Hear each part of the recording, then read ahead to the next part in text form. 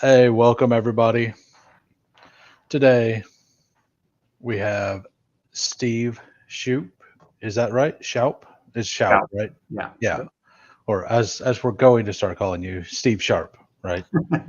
Yeah. That's uh so for those of you who don't know, he works with Fanspeak Network.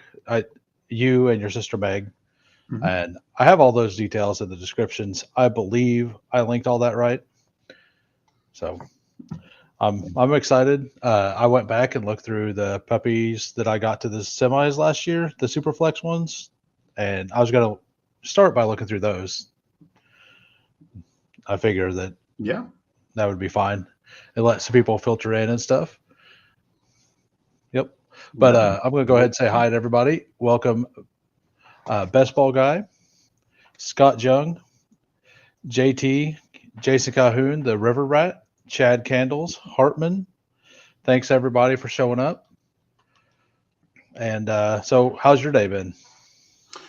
good. Busy. I'm actually working on an article about Superflex that will be up tomorrow, so Oh, that'll be good.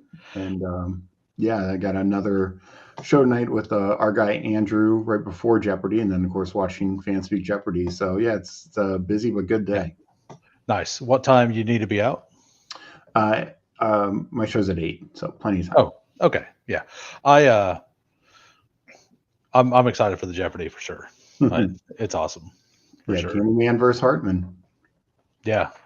And they're both in here. They'll be talking trash the whole time. I love it. Yeah.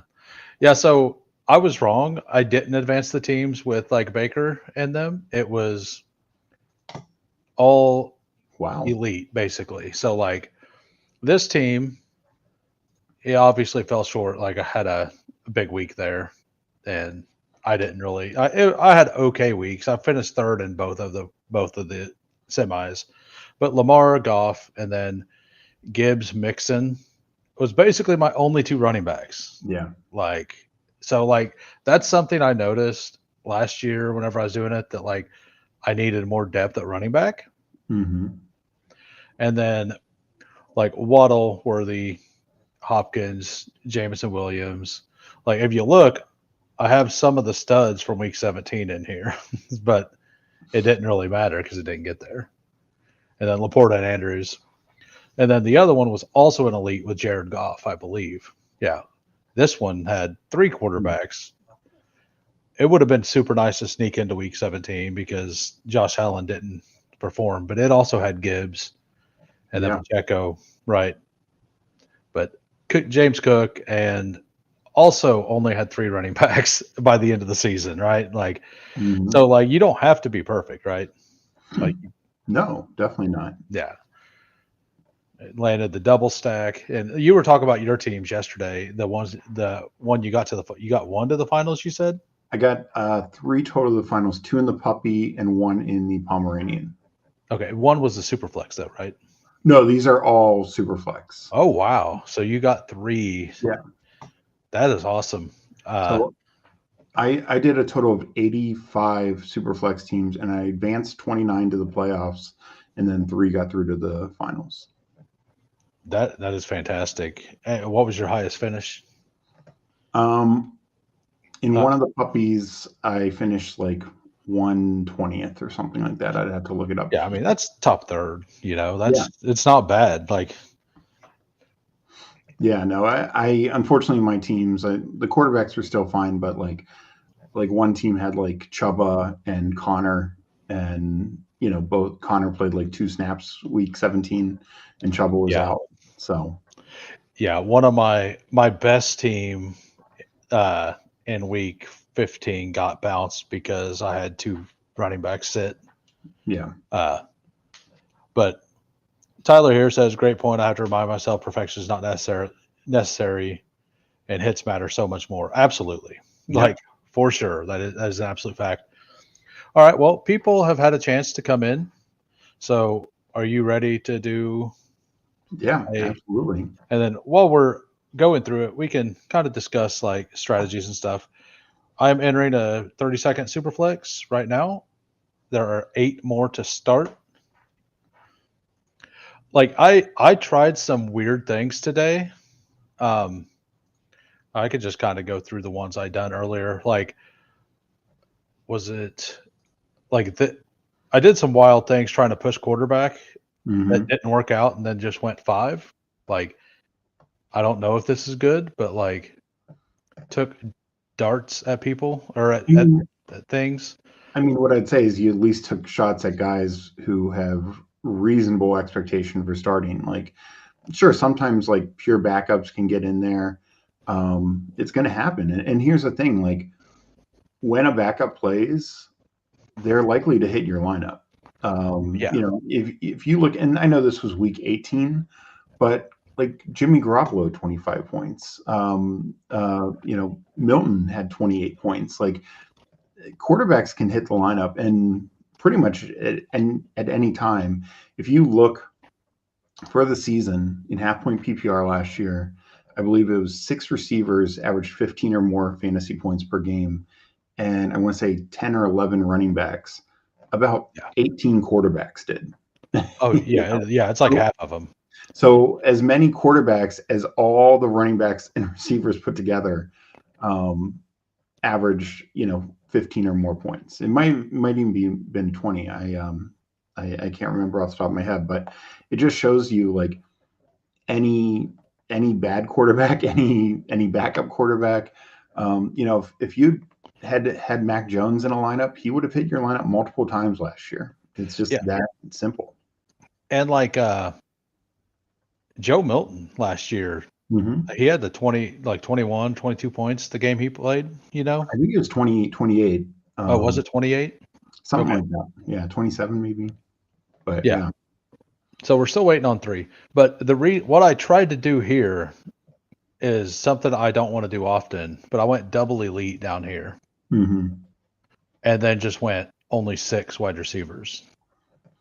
yeah, and I think that's, and we'll get into it more as we're in drafts and stuff, but that's the way receivers deprioritize. But when you do hit double elite, I mean, I think you could treat it almost like hyper people do Yeah, running back hyper fragile. Like, I you could have stopped it maybe even 5, especially with those first 5. I mean, don't get me wrong, I love Darius Slayton, but I mean, those bye weeks are different for the first yeah. 5, and you easily could have stopped at 5 there because you're only getting 2 every week, and most weeks it will be Nico and Brian Thomas. Oh yeah, and I agree. The only reason I went with that is just to get a Yeah. little stack, basically. Like, and I felt like that was like my running backs are still really good. Mhm. You Yeah. Oh know, yeah. I mean, Bucky, Hall, and Irving to start. yeah, and then Swift, Swift and Warren. Warren in there should be fine. So yeah, no, I mean, that is, you did, because you waited on quarterback. This would be Yeah. more if you took another like good quarterback and maybe your running Oh backs yeah. were strong. Um, then I'd, maybe have a seventh running back.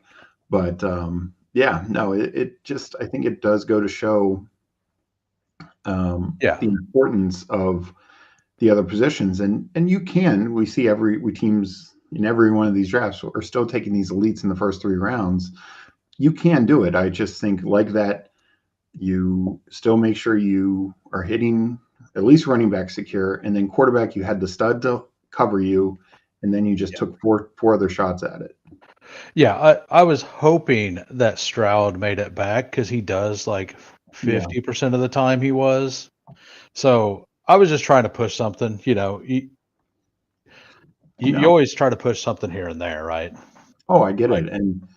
And it's sometimes those are the ones, like, look, you might need, say, injury luck, or just, for instance, if Daniel Jones just wins that job and he's the starting yeah, quarterback all year, you end up with 2 starting quarterbacks. You could have 3 if yeah, Tyler Shough wins that job. So, yeah. And um, he's a guy I've been targeting. He goes in like round 10, yeah, and like that feels really good for having, I would say, what, like a 65 to 70% chance to win that job at least for 8 weeks. yeah, no, Like, I think that's fair. I want to give a shout out to everybody in the chat. Sladen here in the 4 hole. We got Emo Cowboy, Tyler in the 9. We got the 10, and that is, I think that's it. Nice. Yeah. So but I've been trying, like, it was actually 2 Jaden Daniels teams. Like, I tried to push it, and both of them I ended up with just Jaden Daniels. The other one, what I did is I went Tyler Shuck in round like 8, and then Spencer Rattler in like 17 or 18. Mhm. And I think that's a little better in Superflex. What's your take on that? Yeah, well, let's make our Yeah. pick. So I've put some custom rankings in, so Yeah, it's up to you though. I'd do Gibbs. I agree. Yeah. No, So I think taking two of these uncertain quarterbacks from the same team makes a lot of sense. Obviously, you can only get one starter versus that other one you showed. There's a chance you could have yeah, five starters. If Kenny Pickett yeah, somehow yeah, gets the job, Jackson Dart takes over, especially five stars down the stretch. Um, but it does help ensure that you'll get one. Like you said with the Saints, unless they bring somebody else in, it's probably going to be one of those two guys. Same with like the Colts situation. If you're taking both Richardson and Daniel Jones, or if you're taking the Giants, if you're taking Russ and Jackson Dart, uh, you should at least get the whole season. I mean, yes, Jameis Winston's there also, but I think those are the two who are likely to get almost all, if yeah. not definitely all, the starts.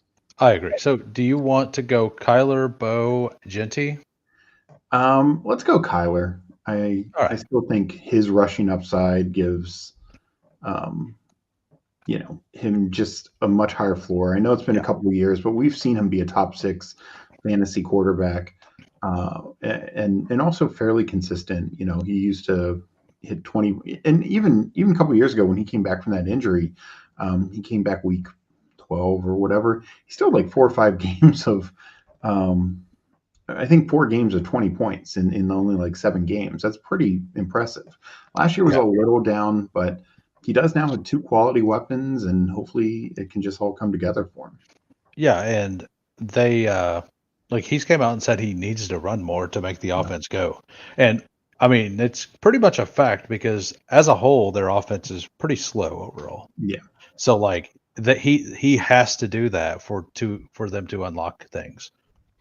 No, I agree. And it's also, I think you saw the Cardinals, they were just highly inconsistent. I Yeah. remember, when the Commanders played them week 5, whatever it was, and they got behind early, and it was just over. Like, game was over. And the Commanders had one of Yeah. the worst defenses in the league last year, but they just couldn't get anything together. Um, and just I remember watching a couple other Cardinals games like that they were just like you said, kind of slow, took their time. And then you had these other games where they could put up 30 points. And it was just incredibly inconsistent, and it honestly didn't necessarily matter their level of opponent. Yeah, like that Rams game where Harrison had 2 touchdowns in the first Yeah, quarter or whatever yeah, and like 100 yards, and then he had no yards, like it was almost 0 yards the rest of the game, wasn't it? yeah. I think he had one more catch. Yeah, Yeah, yeah. It was like just like you said, yeah. that team, something was missing on that team last year. Yeah, almost like they didn't play inspired, honestly. But Yeah, I don't know that. It I just mean, felt like it's from the tough to outside. say, but it did feel like Yeah, they absolutely. for a team that has Kyler, whatever you think of him, he's a top 12ish Yeah, quarterback. Um, you know, top receiving prospect in Marvin Harrison Jr., Trey McBride, one of the top tight ends, and James Conner, a really good running back. It just felt very.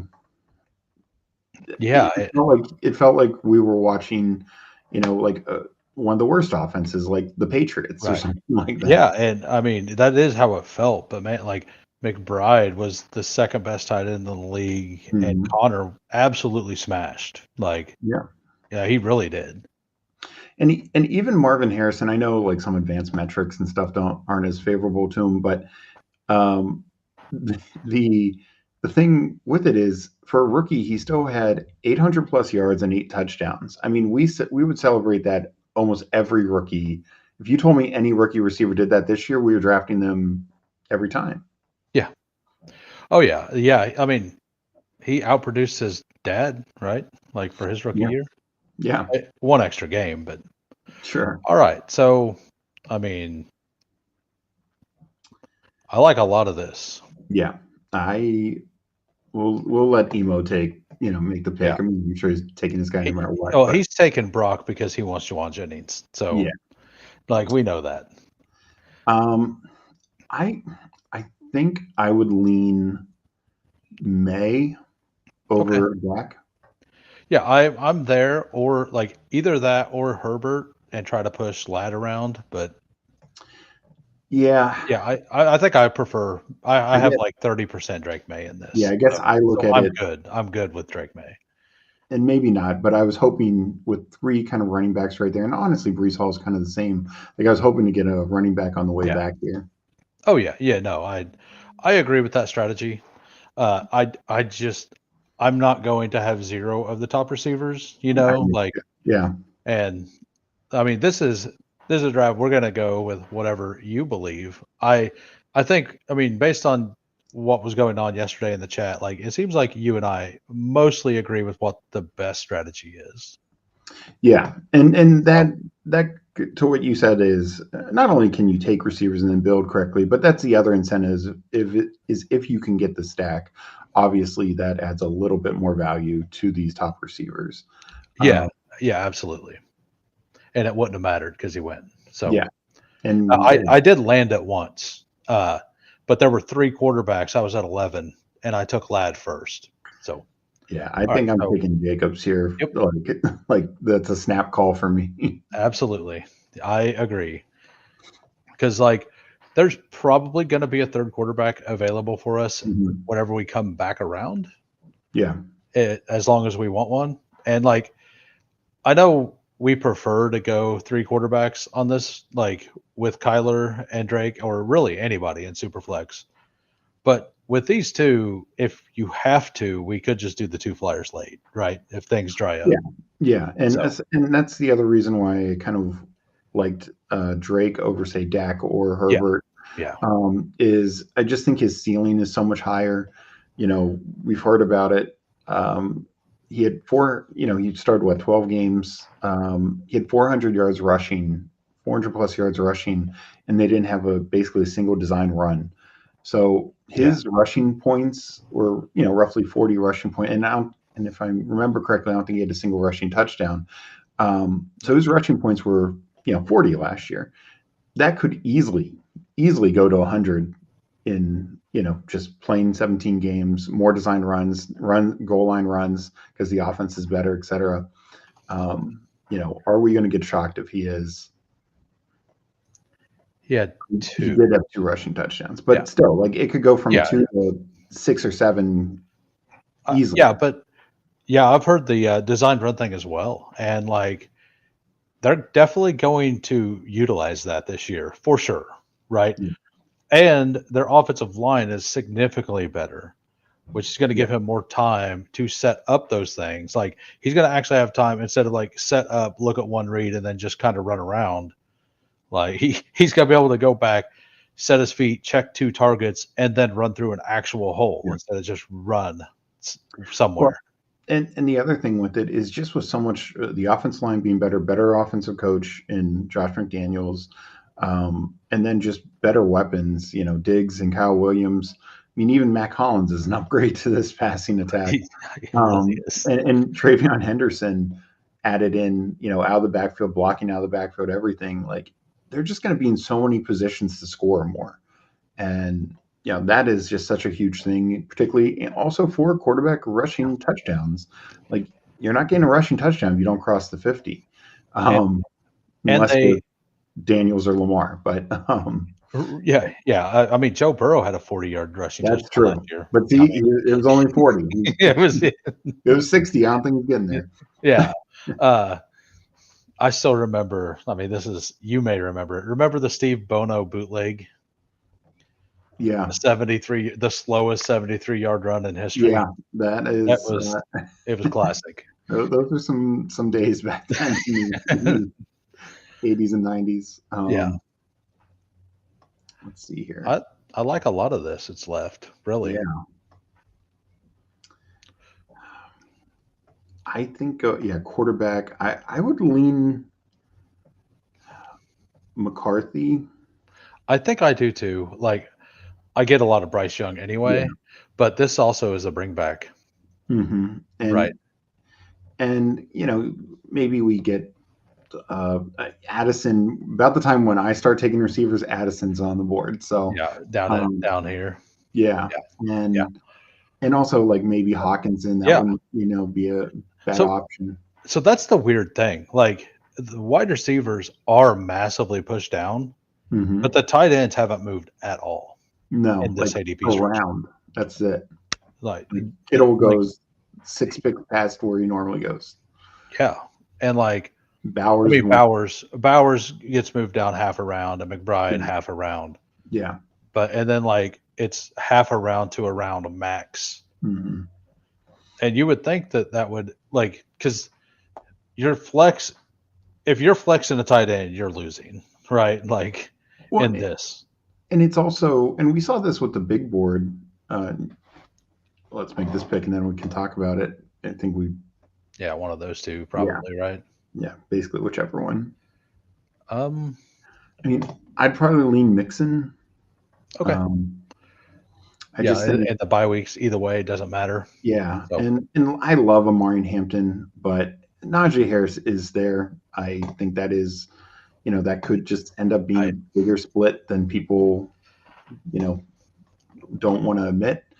Um, and also, it's not like, I mean, Najee Harris famously has never missed a game, so it's not like you can be like, yeah, oh, he got an injury history. No, he doesn't. yeah, um, I love Amari Hampton, and I do actually massively prefer him to Joe Mixon, but I mean that is a real thing, yeah, and like Najee, I think by the end of the season it will be 100% Hampton's backfield, but it could take 12 weeks for that to happen.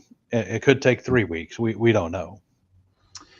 yeah. I guess I feel like there could be more just historically with Greg Roman using multiple backs. The Harbaugh system in college would use multiple backs. Um, and look, Yeah, I still think there's going to be a guy that you want. I think it's going to be Hampton, and I think Hampton, it's a different system, obviously, but the Naj versus Warren every year was Najee was the much better play. I think that's the same here. Hampton's going to be the much better play. He's the guy worth taking in the top. In this case, a little lower. But where he goes in regular is like what 45 or whatever. yeah, And I think he's totally worth it. Don't get me wrong. I just think Mixon. I don't know. I'm kind of bullish on the Texans this year. I know they traded away Laramie Tunsil, the best offensive lineman, but I think as a whole that offensive line could be better. And I think on top of that, they got a better uh, coach, like offense yeah, coordinator, new offensive line coach, and now just with actual healthy weapons. Again, another situation where that offense should just be moving, getting in the red zone more, getting more goal line situations. Not that I'm not high in the Chargers offense, but I just really think we could see the Texans make a big jump back up into the top 10 offense this year. yeah. That's absolutely true. And like I'm much less afraid of Woody Marks than I am of Yeah, Najee Harris. You know, like exactly. that's kind of where you were getting at Yeah, with that. And particularly in stealing touchdowns. absolutely, yeah. Like Najee, like that is something he will do Yeah. for sure. And like that's actually something I was going to get at with like the Drake May. Like none of the running backs they have are power backs. Like I mean Stevenson kind of is, but like not so much. Like I think Drake May could end up getting a bunch of those, right? No, I Because of that. 100% agree. Um, So I also earlier did a Gibbs Montgomery stack to secure all those touchdowns, but we could do whatever. I would my lean would be actually Caleb Johnson over Junkins. I think the Steelers' offense, regardless who ends up being the quarterback, is going to be better than the Browns' offense. And Yeah, I think Caleb just fits Arthur Smith perfectly. I don't take a lot of him, but I get that. I totally get that. Yeah, And like I mean, the only difference really is the bye weeks, in my opinion. Like, I think Judkins is the much better play, and like it just in my eyes for the year, or much better player, not play. I think But he's a yeah, much more talented back. I just think the situation favors Caleb. yeah, it could for sure. Yeah. And Mike Tomlin always has somebody who works out. Yeah. Like it may not be a fantasy superstar, but it's somebody who's really good. Yeah.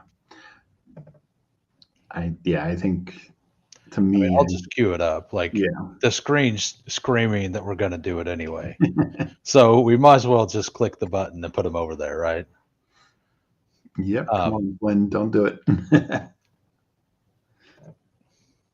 I mean, we have a backup anyway if we really want to do that, right?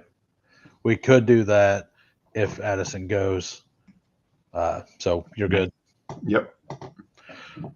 Yep. Yeah. So sorry, I was just going to say you were mentioning the tight end thing earlier, and I just wanted to finish on that about how they haven't really been pushed down, and they really should, because we talked about a little in chat the other day.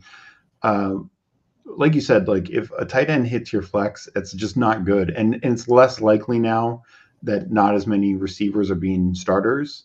So now most teams can get, if they can't hit their flex with a running back, which is obviously preferable, you can probably hit it with a receiver. So it's less and less likely it's going to be a tight end. And similar to the big board, where, like we're talking the elite tight ends, what works for elite tight end in 18 round drafts is it helps save you that extra click. You don't need to take a third one, etc. In 20 round drafts, pretty much anyone can get 3 tight ends if they wish. So it lessens that even a little bit. Like, in an 18 round, 12-man draft, there might be 6 teams with 3 tight ends and then 6 teams with 2 tight ends. So if you're one of those with one of the 3 or 4 elites, you have an edge there from those other teams that only went 2 tight ends with like 2 mid-tier guys or somebody like that, theoretically. But here, like anyone can kind of catch up at tight end is kind of the thing. So to me, I pretty much would Superflex and the other positions being more valuable. I typically am going to be punting on tight end and not taking one until. Yep, exactly. Yep. And that's another thing. Like, yeah, your super flex points are going to be so much higher than that third wide receiver that it's replacing, that the tight end's points, or if the tight end hits the flex, it's not helping you near as much. Right, because you're hoping you get 20 points minimum for your quarterback. So if your quarterbacks have a bad week, like it kind of needs to be a running back or a wide receiver. That you need extra help from upside. So I say that, and the one finals team I had last year, I flexed. My flex was a tight end with 20 points. So, but like that's rare. That's very rare. No, yeah. No, and that absolutely happened last year. Like Meg's Bulldog team, she had Ty Conklin, who during the afternoon got 17 points, and then Zach Ertz comes over the top and pushes Conklin to the flex. Yeah, I had McBride and Ertz, so yeah, same thing. Hers was much less capital though, but much less. Yeah, I like the way that this is working out through 8 rounds. We have Jahmyr Gibbs, Josh Jacobs, Joe Mixon, Caleb Johnson, quarterbacks, Kyler Murray, Drake May, JJ McCarthy. And we got a stack here with Jordan Addison. So we have a whole bring back already on the Jahmyr Gibbs. Like that, and you would think it would be easier to stack in Superflex, but it's not easy to stack the main targets. Exactly. So like building the bringbacks on the opposite side is something that I found to be a little easier to do. I agree. I totally agree. Let's see now. Like I'm like, I know Emo over here is going to take Juwan Jennings. Oh, he did not. Oh, he went the early ones. So are you in or out on him? I'm in on Diggs. I am absolutely in as well. And they had that note that popped up. Yeah. After the beat reporter, that's the wrong button. The beat reporter come out and said that like he was going to be out for 4 weeks, and then Yeah. Underdog the same day posted he was practicing without a knee brace. It's like, well, what? Yeah. What? Well, I'm- that's the thing. Like, yeah, you had to read the beat reporter's report because it was like, how does everything go right or how does everything go wrong with fixing the receivers? And it was just like, it was clear total pie in the sky. It wasn't like talking to the wide receivers coach. It wasn't like watching them. It was just like, best case scenario is it takes 4 weeks and he's back fully healthy. But it wasn't like, this is what the team expects. This is yeah. what Diggs is saying, his agent's saying, this is what the team doctor is saying. It was just like, It was the same thing as Keenan Allen looks fat. yeah. Yeah, I mean, like it's like the exact same situation. Yeah. So we still have the 4 running backs. We have 2 very good. Like we could build that out. I would do Mason. I think I And, think there's kind of a teardrop after Mason. I mean, Tracy yeah, Warren are fine also, but I mean, I yeah, really like Mason. I love Mason too, and it gives us 3 running backs for each of these weeks. Like I've ran into the 2 bye weeks, like of this, like 2 6, 2 5s, or 2 10s, two Mhm. sevens, or whatever, a couple times. I tend to like in with the 20 rounds, I tend to just add a 6th, Yeah, although we have a lot of capital. So you agree with that? I Like do. Yeah. it'll be somebody super late, right? Like I don't know, Well, yeah, just and somebody late. here's the thing: we'll have to see whether we take another quarterback or not. We definitely don't need to. Whether we go 3 tight ends or 2 tight ends, given deep the less value with tight ends. But I did one last night where I did only 6 receivers, and I felt really good about it because they were 6 guys who are starters. Yeah. I've did a couple of these to where I don't take a wide receiver till round 9. Like Mm, I even take like where we took Addison, I take a tight end. Like yeah, I just take Laporta and I'm like, or Hawkinson, and I'm like, okay, well, I'm just gonna play it that's the guy, right? yeah, And because I mean, Laporta last year wasn't elite, right? So mhm, like I feel like if I take a Laporta, and I don't have much Laporta, but in any format, I'm just gonna play it as he is the elite that he was supposed to be last year. Like it might be wrong, but that's what I'm gonna tend to do.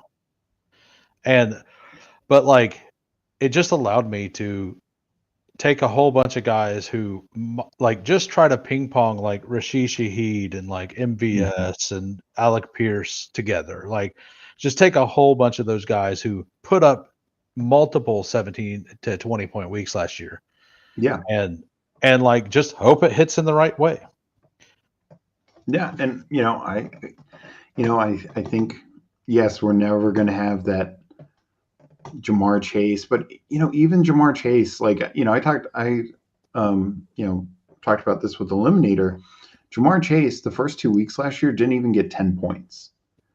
And just shows wide receiver, it can be a little bit more fragile in terms of your consistent basis, and this is the number one receiver on the year, points per game, everything, every metric. And like, so Yeah. I'm fine, like, just like you said, rotating guys who, though, yeah, they're not going to get the 40-point game that a Chase can bring, but they will get consistent 15 to 20-point games and be good enough because we're going to dominate quarterback, dominate running back, or like get that elite tight end, like you said. Yeah. It works in this format because you know teams don't need the wide receiver points. Like you're, if you took, if a team, this is our 11th round. If a team had taken 4 elite wide receivers, odds are 2 of them aren't playing every week because Oh yeah. even some of your best receivers aren't going to beat out Caleb Johnson and Jordan Mason for flex No. or super flex. So I'm personally Downs or Higgins here. And I will say I like Luther Burden and Egbuka a lot more in this contest as well. Yeah, I'll go. I think Higgins. I'm just really Me too. like I mentioned it before with the whole mix in is I just could see Yeah. this offense really taking a turn and Higgins. Yeah, I'm a big And fan of his. Harris went all the way up here. Yeah, that's what I was first looking for if Harris was still there. Yeah. I that's what I was looking for because I assumed that you wanted to do the bring back on the back end if we Yeah. could. And I would absolutely be up for that. Like that's just building correctly. Yeah. Yeah, so I really like this. Like the two rooms I did on stream yesterday were kind of the same.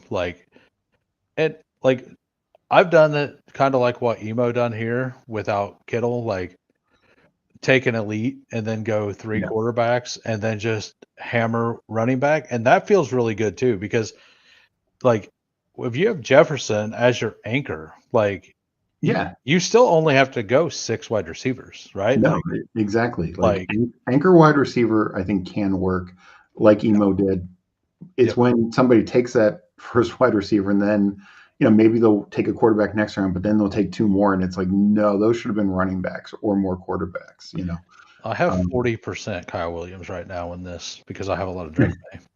I mean, we already have one guy with him. I actually wouldn't mind like either Burden or Bateman. Just getting a piece of a really good offense that doesn't I have a bye week conflict. Yeah, I think Bateman because like I He also really correlates with Jacobs for week 17. yeah, there's that. Absolutely. That was part of it. And the other part is like I really like Mark Andrews and Rashad Mhm. Bateman because they have that week 7 bye and the only other team on bye that week is Buffalo. Yeah. And I mean, I'm not very big on all the Buffalo pieces. So like adding that adds stability to all of your bye weeks throughout the season. Yep. So like I have like almost 16% Bateman just because Yeah. like number one, he was really good last year. He had what, 9 touchdowns and 800 and some yards, something like that. Yeah. And I think I was on Candyman stream. I can't remember what stream we were talking about it, like messaging about it, and yeah, and you and I are in the same boat of being kind of down on Zay Flowers, and not Yeah. that we don't like Zay Flowers the player, we just don't like where his ADP is at. Um, Oh yeah, and absolutely. and the issue is Zay Flowers had the same number of red zone targets as Bateman, and Zay Flowers had 40, 50 more total targets. So yeah, I'm going to take Bateman at the 7 round discount and getting the same number of targets because like you said he doubled Zay's and Bateman also gets deep targets. It's not like he's only a red zone guy.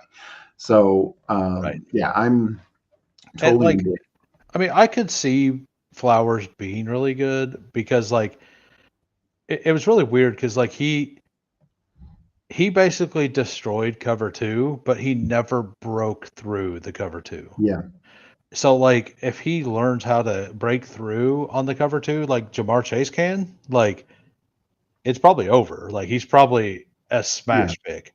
But it's been 2 years and he's not learned how to do that. yeah and So he's also 6 inches and yeah. 20 pounds lighter than Jamar Chase. So Yeah, absolutely. Like he can't run through somebody, he has to run around them. yeah Yeah. So and like we also know that Lamar Jackson has always preferred tight ends hmm in the red zone. So like yeah and like if you get within the 10-yard line, it's Derrick Henry. It's Derrick Henry, Mark Andrews, likely time yeah always. Like it, yeah that's just what's going to happen. Like it's been years, the same thing. Like it wasn't always Henry. It was whoever they had in the backfield. But that's just Ravens ball. That's what John Harbaugh yeah wants to do.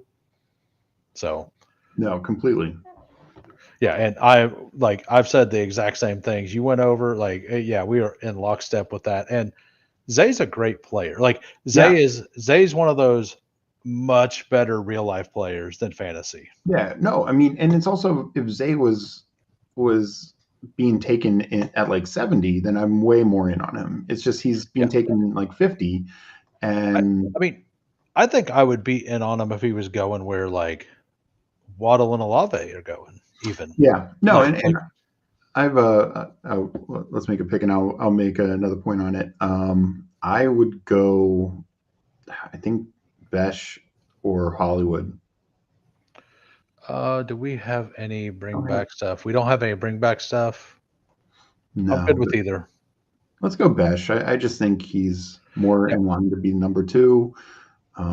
Yeah, and it gives us a rookie for potential. Like we know, like Hollywood, I believe, is more like weirdly kind of a floor play. Like if you Mhm. need a guy you know is going to produce some, Yeah. and Besh gives us some upside in a wide receiver room that we do kind of like. We kind of need some upside. Like I think Diggs and Addison are a huge upside, but we do have to remember Addison's probably going to be suspended the first 3 weeks. So But that's again, we only yeah, need 2 receivers probably right. those weeks, you know. Um, and no, the other thing, I know we're coming back up, but if you look at their numbers, it's targets, yards, total points per game. Basically, Flowers and Calvin Ridley had the exact same stats last year. The Yeah. difference is Calvin Ridley had the worst quarterback in the league, and Zay had the best quarterback in the league. Whatever you think of Cam Ward, Ridley's situation got way better. And, And due to regression, it's likely that Zay's got worse because they brought on Hopkins, and I don't think Lamar's throwing for 41 again. I could go Hollywood. I like Goddard a lot. it's a little bring back on. Yeah, No, we don't have Buffalo, but I'm up for either one. let's do Goddard. I think Okay. we're actually fine at receiver.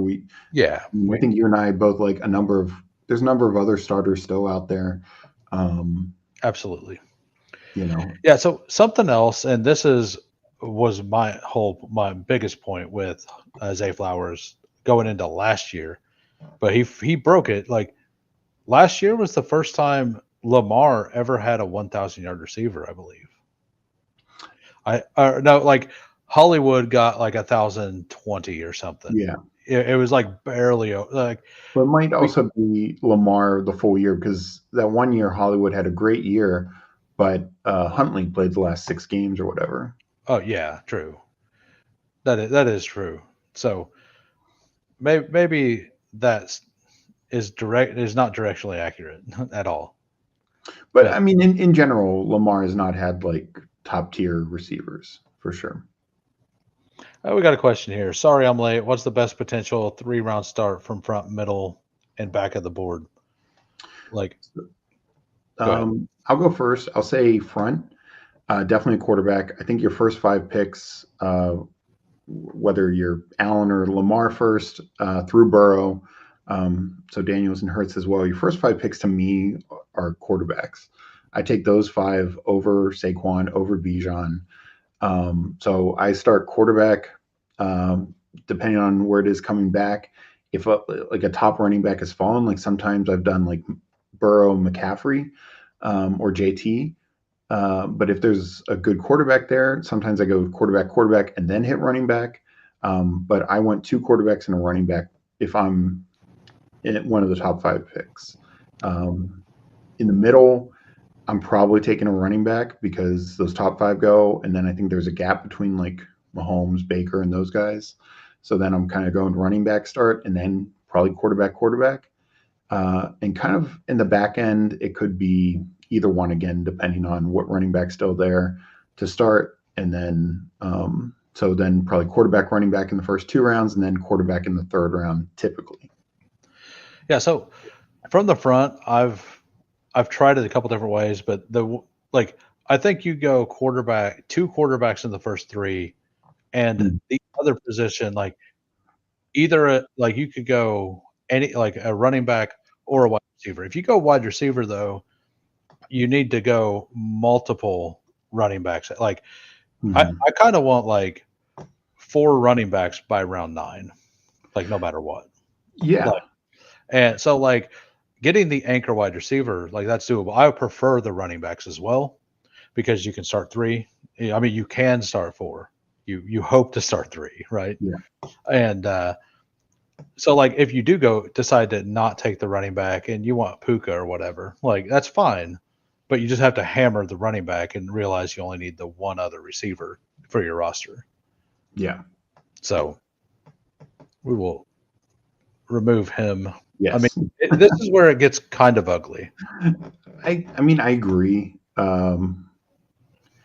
But I don't mind pulling up a second tight end here, whether it's Freiermuth or Gesicki. I'm fine with either. Yeah, I mean, we got a little bring back on Kyler here. If that's the tie break, use that to tie break, right? And I think Gesicki just has higher upside, in that offense. I kind of agree. Yeah. So, I mean, in this tight end room, it's not flashy, but if we had to, we could stop. Yeah. I'm not sure if we will. I mean, time will tell. Yeah. Maybe I could interest you in some Tip Ryman. No. No, I don't even want to do that. I mean, he might have 7 targets this year. He might have his best year. Hey, no problem, sir. Yeah, and from the back end, I've really liked going double RB or RB with the wide receiver, and then just taking whatever's left at quarterback, taking 2 there, and then if another one's available, go a third in the 5th round, and if not, just take flyers on guys. Like I have 40% Jalen Milroe because I think he's going to start at some point. Like if he starts 3 games, it's worth it. So I would go either Dubs, Pierce, or Pierce. All right, let's look at bye weeks. Both are fine. That's a team correlation bet here, and pairs up with Goddard. So yeah. So I assume that is the direction you would have preferred as well. Yeah, that would probably. Yeah, I like Pierce, but it's also we honestly just need Dubs is a good. We already have some spikier guys, some upside plays. Dubs is just going to be a good floor play. I feel like. Yeah.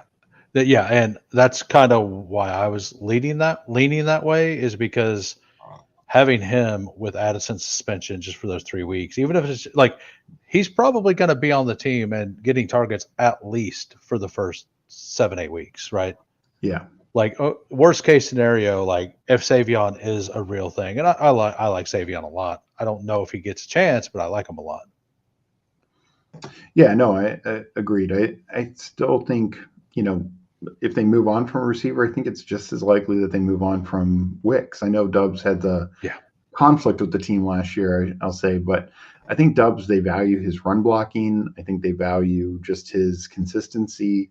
I mean, there's a reason why he was getting more snaps than Watson, than Wicks, than Reed.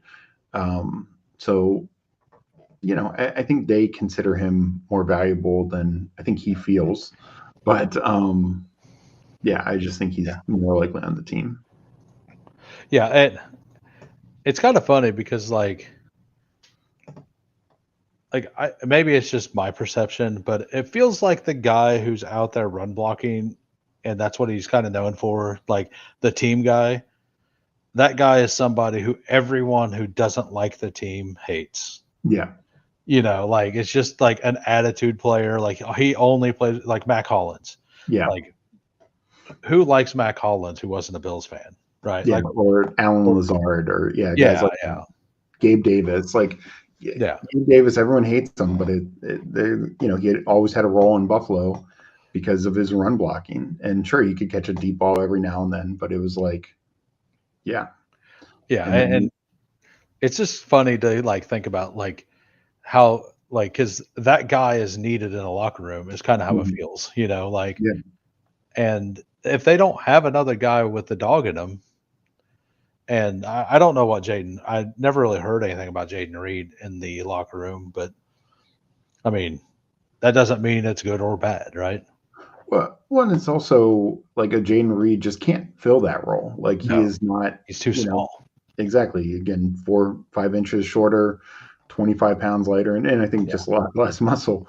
But now Wicks or Watson are similar size, but they're different styles of guys. Savion, if he wants. Savion, he's 6'4". Savion should be running the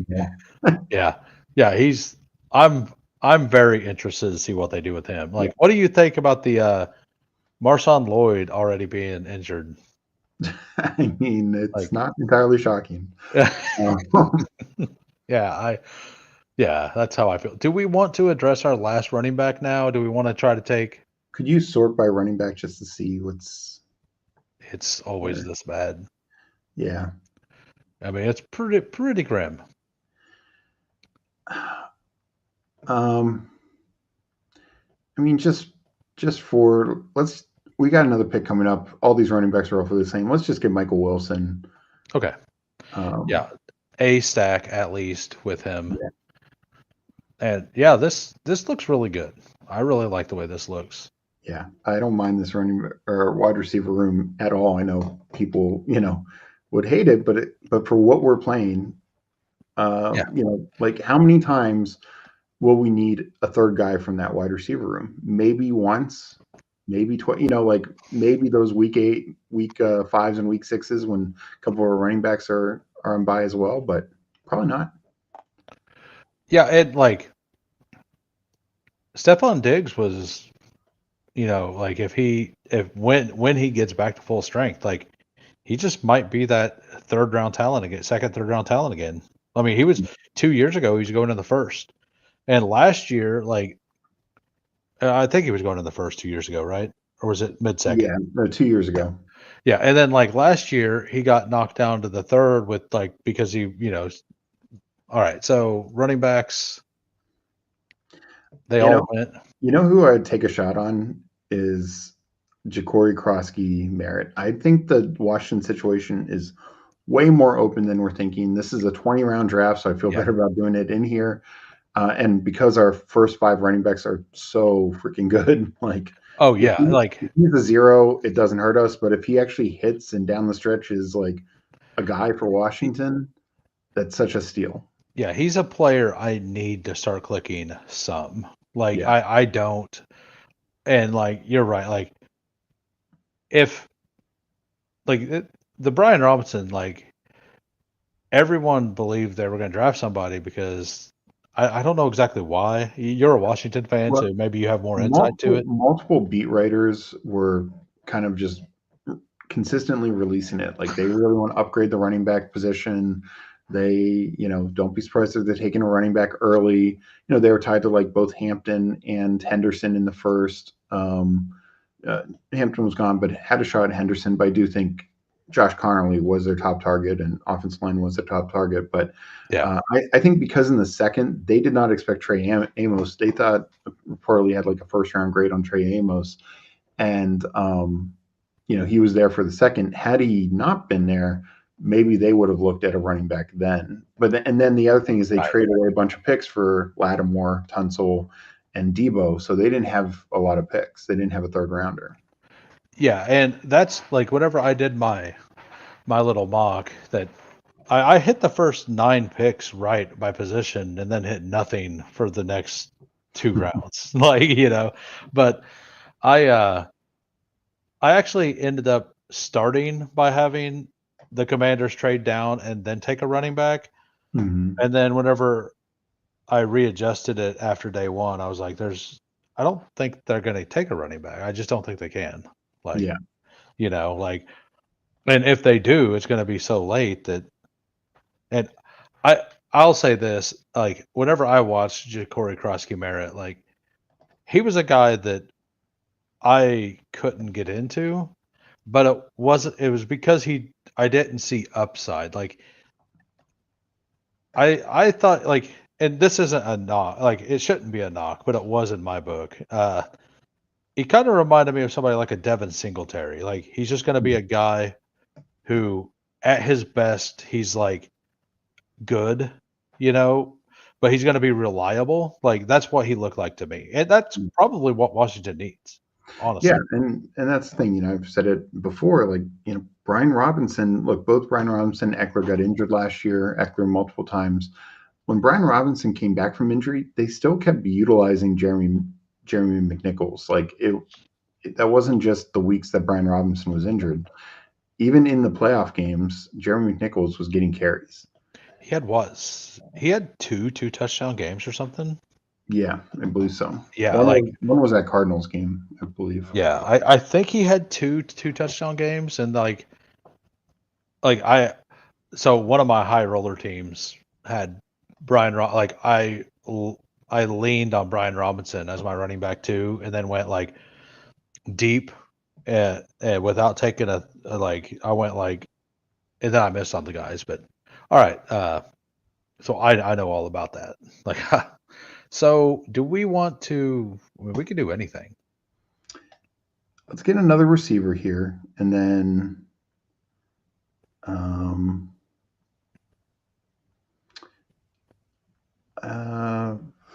Lockett. Yeah, that looks good. Yeah, I just think also especially just because we are dealing with Addison's injury or I'm sorry, suspension for the first couple weeks, Diggs injury potentially, even if he's not missing the first 4 games like that report, like he might take some time to be fully back, and then a couple, a rookie like Higgins, a guy like Lockett, he might not be out there at the end of the year. Maybe some of these rookies like DK, Manor, et cetera, take his role, but I think early in the season, Lockett's going to be very involved.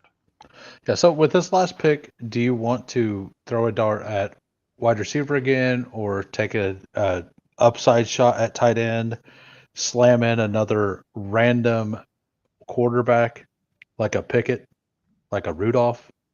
Like they're basically free at this point. Yeah.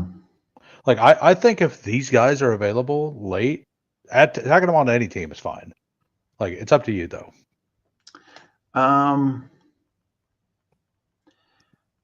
I mean, we don't need it, but I would take Theo Johnson. I think he's a starting tight end.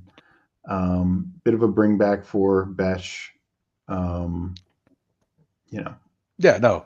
Like I thought that like tight end or just a random shot at a quarterback made sense there, because I mean we're pretty solid. Like so the team, we got a 3-6-8-3. Kyler Murray, Drake May, JJ McCarthy. Running backs: Jameer Gibbs, Josh Jacobs, Joe Mixon, Caleb Johnson, Jordan Mason, Ja'Cory Krosky Merritt. Wide receivers: Addison, Diggs, Higgins, Jaden Higgins, Rashad Bateman, Jack Besh, Romeo Dobbs, Michael Wilson, Tyler Lockett. Tight ends: Goddard, Gesicki, Theo Johnson. We have a bring back in Cincinnati. We got the bring back in with Detroit and Minnesota, and then we just have Drake May with Diggs. No bring back. That's fine. Yeah. Like you don't have to have bring backs, right? No, and especially like don't force it. Like yeah, absolutely not. But no, like you said, like we were in a position where we could take anything. I considered like saying Mason Rudolph or even Jameis Winston. I like taking Restrepo, especially in a 20-round thing. It would not shock me if Restrepo is the best of the Titans rookies this year. Yeah, because he fills the slot role and, of course, has the connection with Cam Ward. I've taken a share or two of my boy Damien Martinez on Bryce Young teams for the bring back. Like I'm probably gonna do it 4 or 5 times if I max it.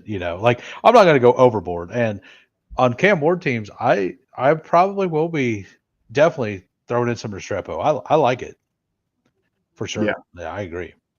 So, do you want to do something else? Do you want to do another Superflex? Yeah, You want to let's do another Superflex. I think that'd be fun. Yeah.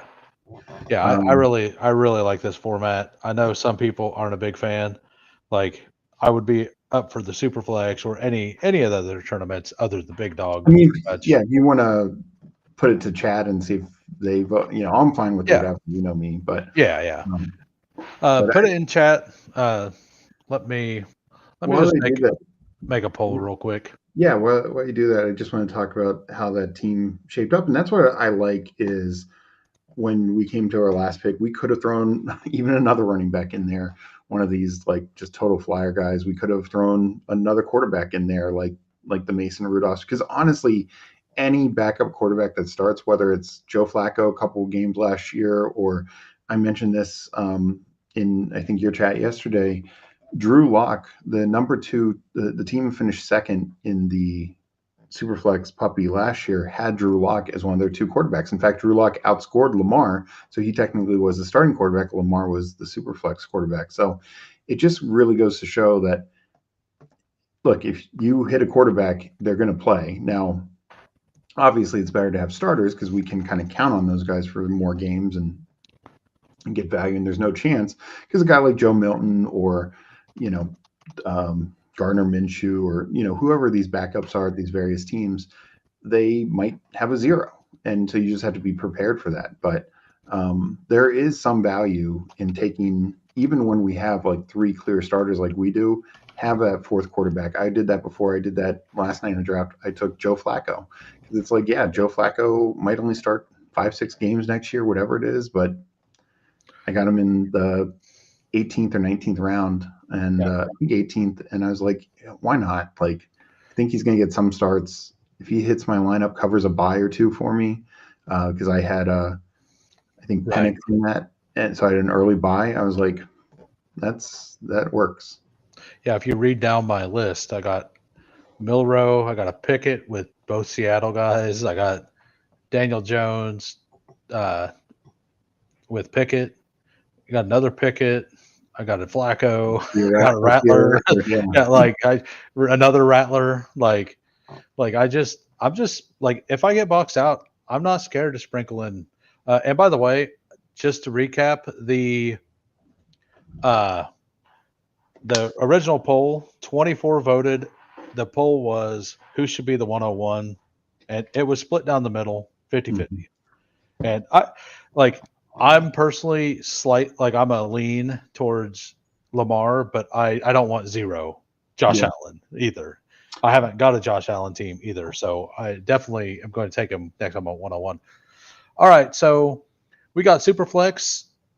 There's only been 8 votes, and somehow 62% is that makes sense. 62% for Superflex. So we will run another Superflex. You want to do 30 seconds again? Yeah, I'm up for that. So in 10 seconds, I'll be entering a 30-second Superflex.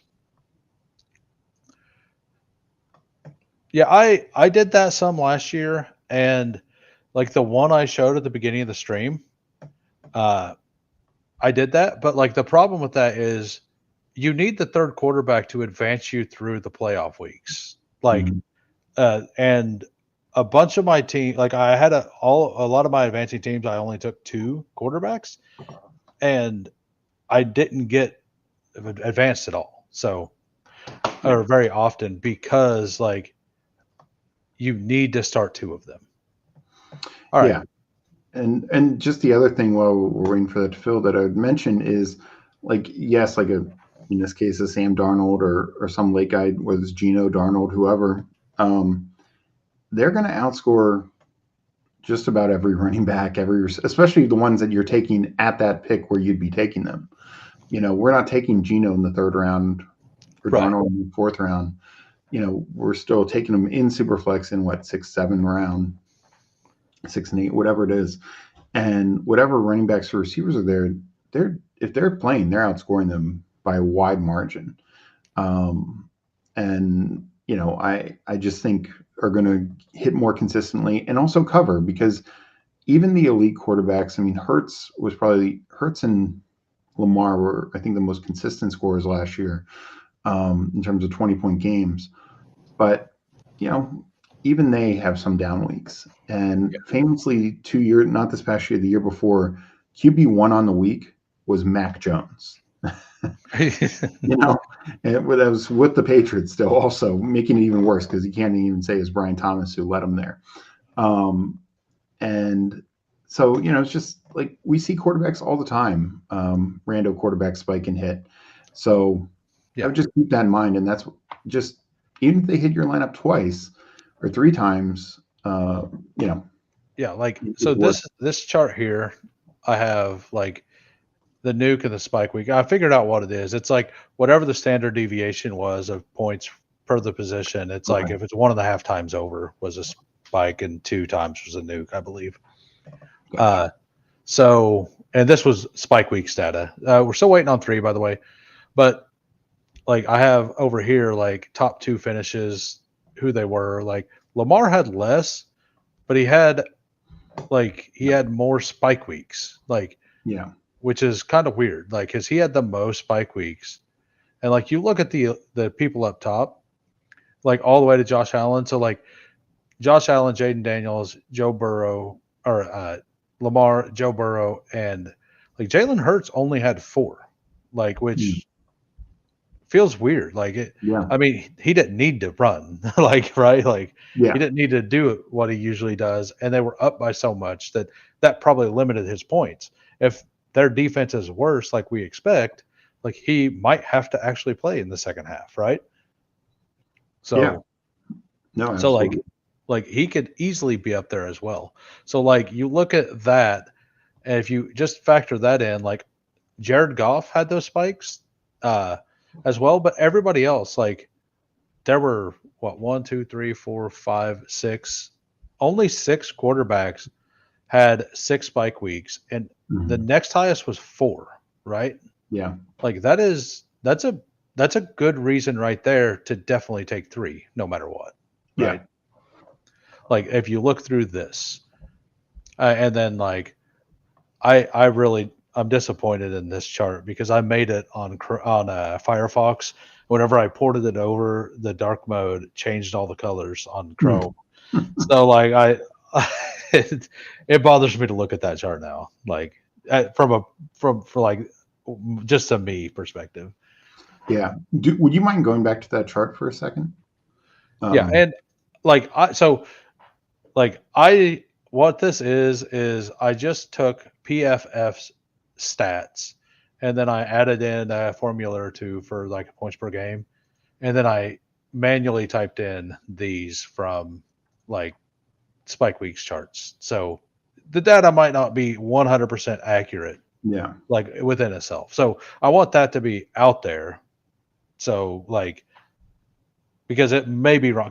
And I went and looked because you had the usable weeks. We discussed that, and some of that data that they had on Spike Week didn't seem to be correct. So I deleted that and the dud weeks out.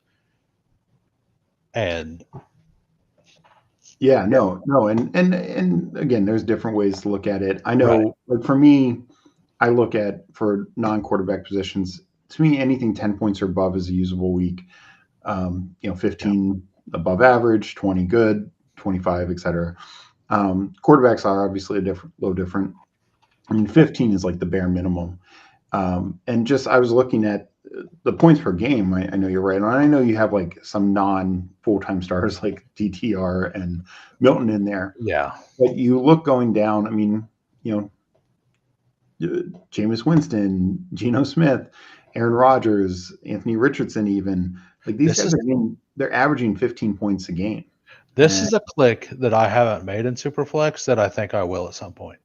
I mean, Like it's tremendous. he is somebody people definitely need to at least put on the board. Like part of the reason people were scared of Jaden Daniels coming out was because the way he ran, like Yeah, he ran pretty chaotic in college. yeah, he And suffered like multiple injuries. yeah, and that like Mariota is probably a really good pick in this. I haven't got there yet, but I'm definitely going to click him. Like anytime, like if I get Terry, why not tack him on? Yeah. Right? Yeah, I figured you would No, kind of even if it's Zach Ertz, like yeah. those two old guys could find each other. Yeah. Where can you scroll? Oh no, I agree. Can you scroll down? I want to see Trevor Lawrence real quick. So he had 10 games, and his points per game was a little low. Though part of that he left 2 games early, including that one where he got that terrible concussion on that cheap Yeah. hit.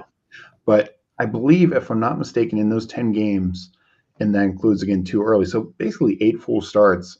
I think he had 4 20-point weeks, if I remember correctly. Did he? I want to say that.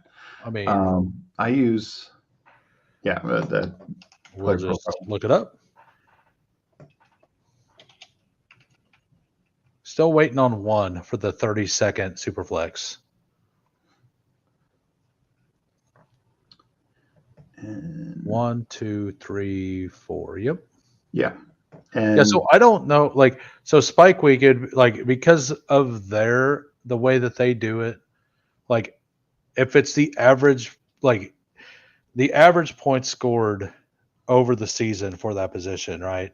And yeah. then it's 1.5 times, like that Oh, could and make that number like 25, right? Like, yeah, and like how like what data you choose to use, like Mhm. can make those numbers look however you want, right?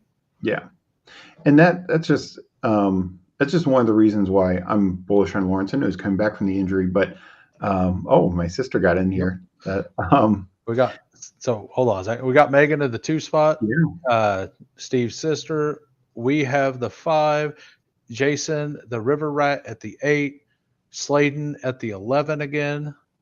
All right, now go ahead. Sorry. Oh, and I point to Trevor Lawrence in a year where literally everything went wrong. He still got you 4 20-point games. And yeah, he was never quarterback one on the week or anything like that. But everything went wrong for the Jags last year, and their offensive coordinator system was just awful. So you now put him in with, Liam Cohen, with year two Brian Thomas. They improved the O line a little bit, and then of course gain Travis Hunter, and it's just like, boy, things can get really fun really And fast. oh yeah, he had 3 rushing touchdowns. I didn't Mhm. realize he had 3. I know he's always been one of the guys who was kind of better at the sneak, right? Yeah. Yep. So, like, and that's something people don't think about with Trevor Lawrence is how good he actually is at the sneak. Yeah. No, and it's not even like tush push stuff. It's just like regular. Yeah, Um, and yeah, I remember the game he played, like the games he played. Like he looked really good. yeah, he came in after the first drive. Jaden got hurt on a long run. Got hurt, finished the drive, and then Mariota played the rest of the game, dominated, and then the Cowboys game, And we Daniels got was bailed actually out. struggling, and Mariota came in at halftime. Washington kind of locked everything up, and he had a huge game. I think this is easily Hurts Yeah. right here. Oh yeah. I'm not as big on Burrow, but I will probably take him at 5 or 6 sometimes. Yeah, Uh, like he's probably the right pick in Superflex. I probably should just move him up because it's not like you're going to want pieces of that offense in every format. Like their defense didn't really get better, yeah, and they secured all their guys, so the yeah. offense should be the same. Well, You know, and Burrow, like, yes, he famously does not run outside that one Giants game, but but so like that actually cost me. I finished tied for like third, oof, which was like 270th in the showdown that night, the $15 showdown, hmm, and it was he ended up like I had Tyrone Tracy as the leader, which was right, but the Burrow run like hurt me just enough. Yeah, but anyway, I digress. oh no, just he consistently. I can't remember his points per game every single year, but they're very high. Like I don't. I'm trying to remember off the top of my head, but even without his rushing upside, he just consistently gets it done. Yeah, and I mean he like let's just look at touchdowns because I mean that doesn't count, right? Yeah, So I mean 15 over 10 or basically 9 games. yeah. That's really really bad. And that's when he was But dealing with the injury early in the year, also. yeah, so but he had 34, then 36, and then he went nuts this past time. But those other 2 years, like they actually had an not a good but an okay defense, right? Yeah, yeah, Yeah. completely.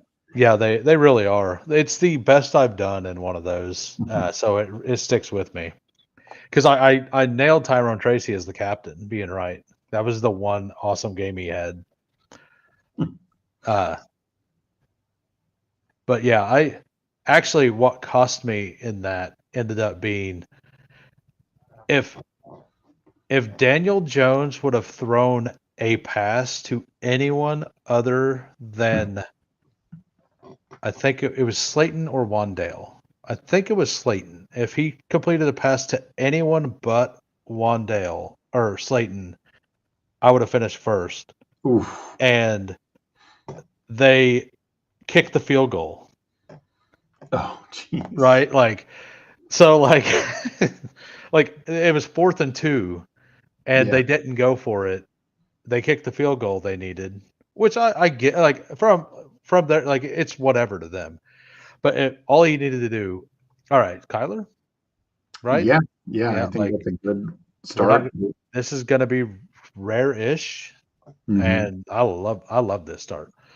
Yeah, Uh, yeah. So yeah, like all they needed to do was literally throw like Daniel Jones. If he would have ran that 2 yards, I was down at that point by it's like .03 to ooh, first, and then they kicked the field goal. So the field goal kicker, like the people with him, moved up just slightly above us.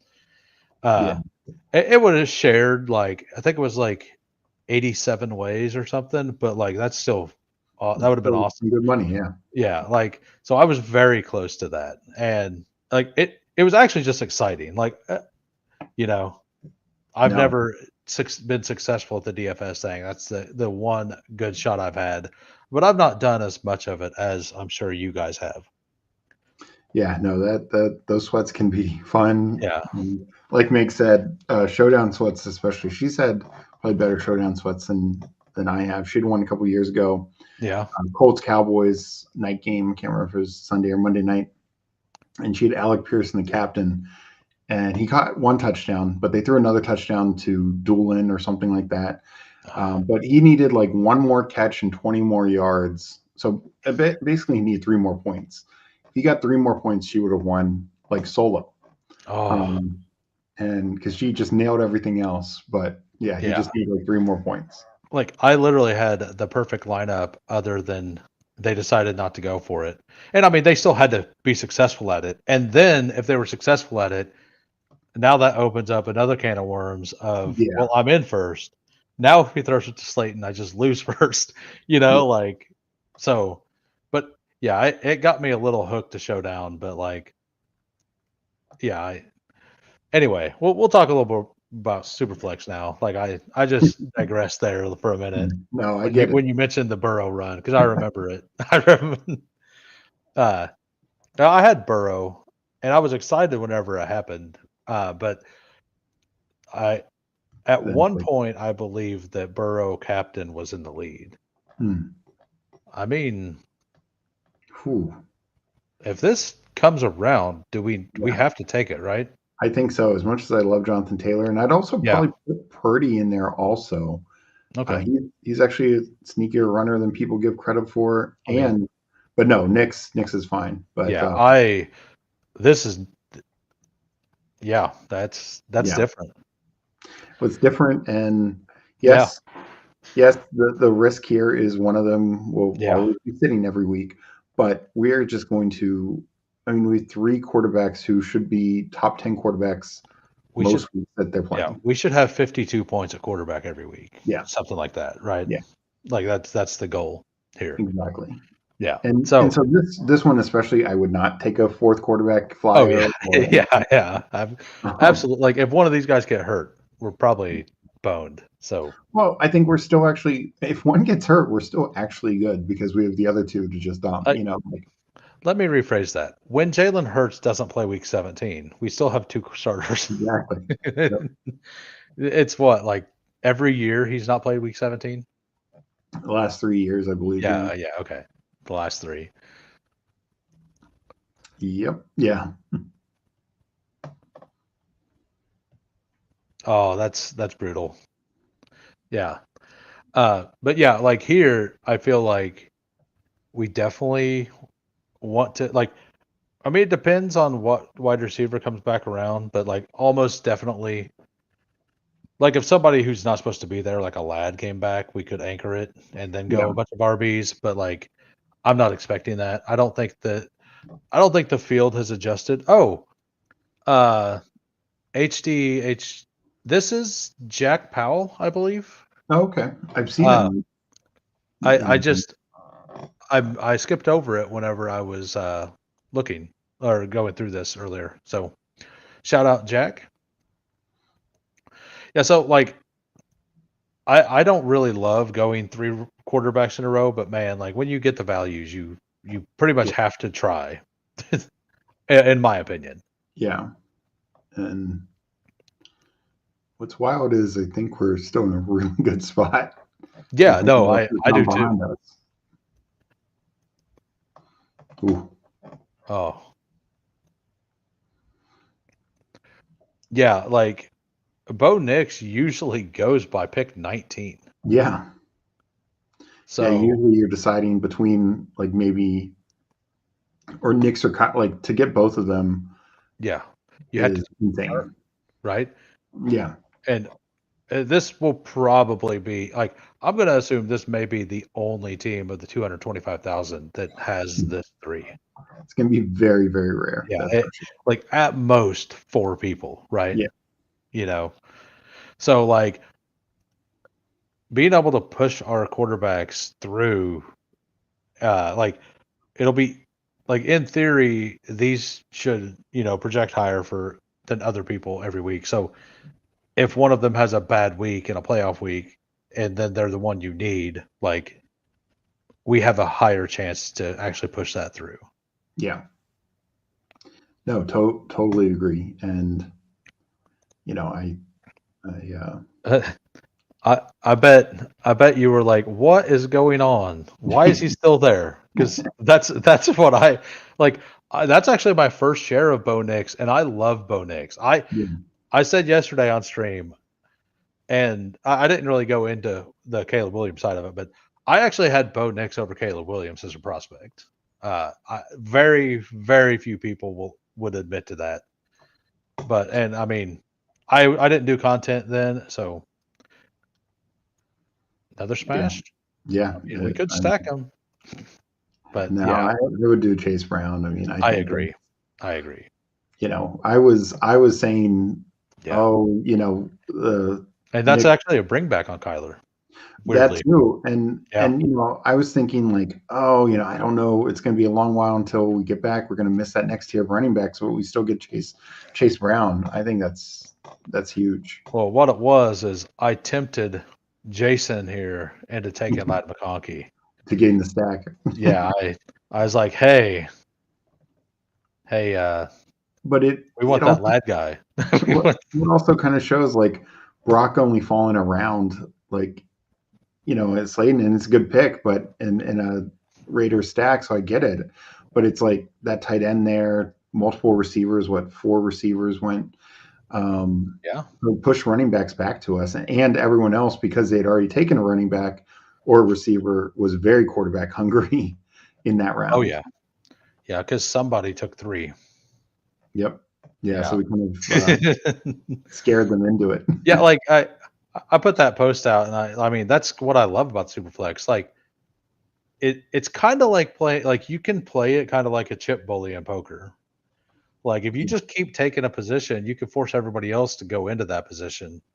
Like Well, almost. I don't know if this is Slayton's strategy. They can comment, but what I like about the Brock doing it where they did it is there are 3 quarterbacks left, and they knew they were guaranteed to get one back. And I Yes. don't know if that's why they chose to do it that way, but that's a good way when you're on the end there Yeah. and you can kind of like do that math. And That's even with the 12th spot double tapping quarterback, they're like, okay, still get JJ. yeah, that is fantastic. I'm sure Slade knows what he's doing. I'm sure that's what Yeah, it was.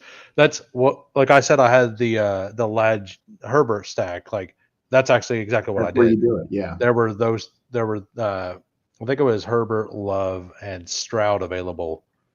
And I was like, yeah, I'll just go ahead and take try and force. McConkey, and hopefully, I mean, I really don't want to do that. Neither do I, but I mean, but if it happens, like it, I think it's one of these 3 though. yeah, I don't like Kyron at all. I know you don't actually like Kyron very much either. So, yeah. but But in this, I don't mind them as much, just because you are touchdown hunting and all that. and we're getting one of those 2. Yep. I mean, I don't want 0 Trey McBride, and Yeah, that would build out a wild game stack. that would. That very well would. Wow. Let's do it. Let's do it. Yeah. Let's have a little fun. Well, and also, I think, like, to me, the way I look at it, and we'll see maybe some other, like, just screaming tight end value, but I would probably only do 2 tight ends. Yeah. And wait till round 18, right? 18, 19, or 20 to take the other one. Like, unless there's some like screaming value in between, and maybe there will be. But Yeah. like, that's the way I am going to do it when I take an elite. Is one, I think we got good value on McBride, because typically we saw it in the last draft. McBride only fell like 6-7 spots. He went at 30, 36, 30, 33, Yeah. or 35, 36, something like that. Something like that. So yeah, I think that's a really good value on McBride. And that's exactly what Steve's talking about right now. Like, you take it, but then you adjust. And it wasn't you taking a tight end. I don't think that's wrong. I think it's just because you still got a running back and two quarterbacks. It's people who take a tight end with receivers. I think they get behind.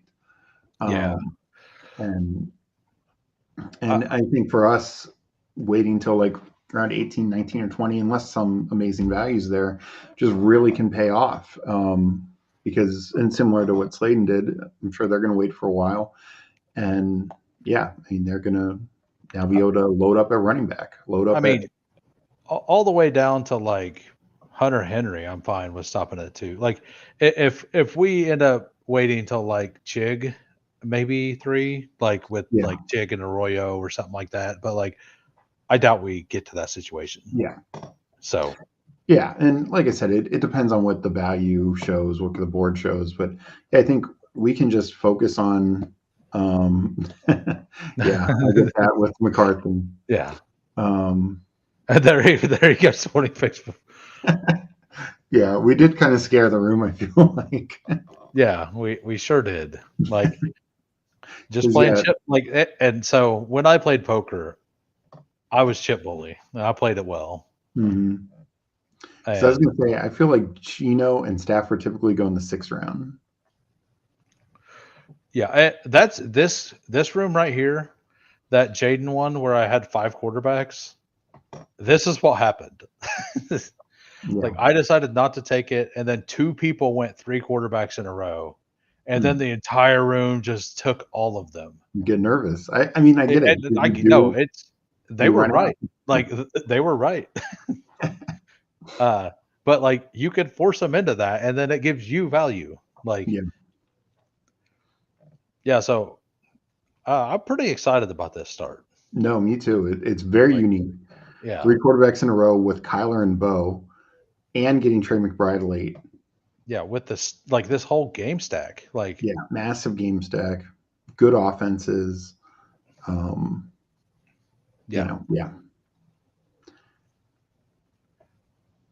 I like Kittle. I do too.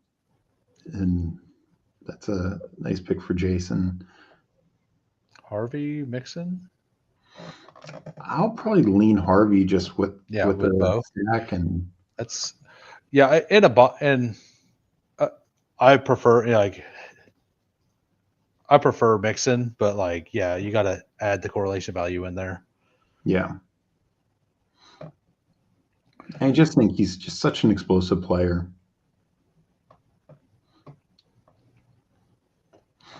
So hitting the bare minimum in the Gladiator program on Underdog, minimum is to get some back 3,700. So maxing. Oh, I'm absolutely hitting that. As long as it can be non-BBM contest. Yeah, it's all contest, but it is interesting. Like, I don't know if you saw the new Gladiator program. I actually hadn't seen it. They sent an email out, but it wasn't tagged Underdog. It was like tagged weird, so I didn't see it at first. And I saw people talking about it on Twitter. But like, to get the 50, I think it's, somebody could correct me if I'm wrong, to get the 50% back, you need to spend $50,000. $50,000? Yeah. So a lot of people were complaining because you only had to hit 1,000 drafts last year to get the 50% back. And it wasn't even 1,000 drafts. Didn't Pick'ems and stuff count towards it? Well, I don't know about Pick'ems. I think dailies last year. Okay, the dailies did. Okay. But either way, like, you could get 1,000 drafts by just doing a bunch of puppies, a bunch of, you could get 1,000 drafts for roughly 10K last year, under 10K. There were just not a lot of BBMs in that. But this year, I honestly don't even know how you get to 50,000. If you max everything out there right now, I mean weekly winners, I mean eliminator, all that, that's like 12,000. So it's like, what is Underdog releasing to get people to 50,000? Because Are I they don't think gonna? it's dailies. I think they made it specific best ball contest. Oh, like, do I I get to count my 259 pre-draft, or is it no, just no. post? Yeah, It, yeah. Because last year I believe it was all post-draft stuff too, right? they did one small one for pre-draft, and then they changed it for the main. So yeah, I need to look at like all the fine print and all that. But ooh. So, do we want to get a stack here? Or do we want to take one of these running backs?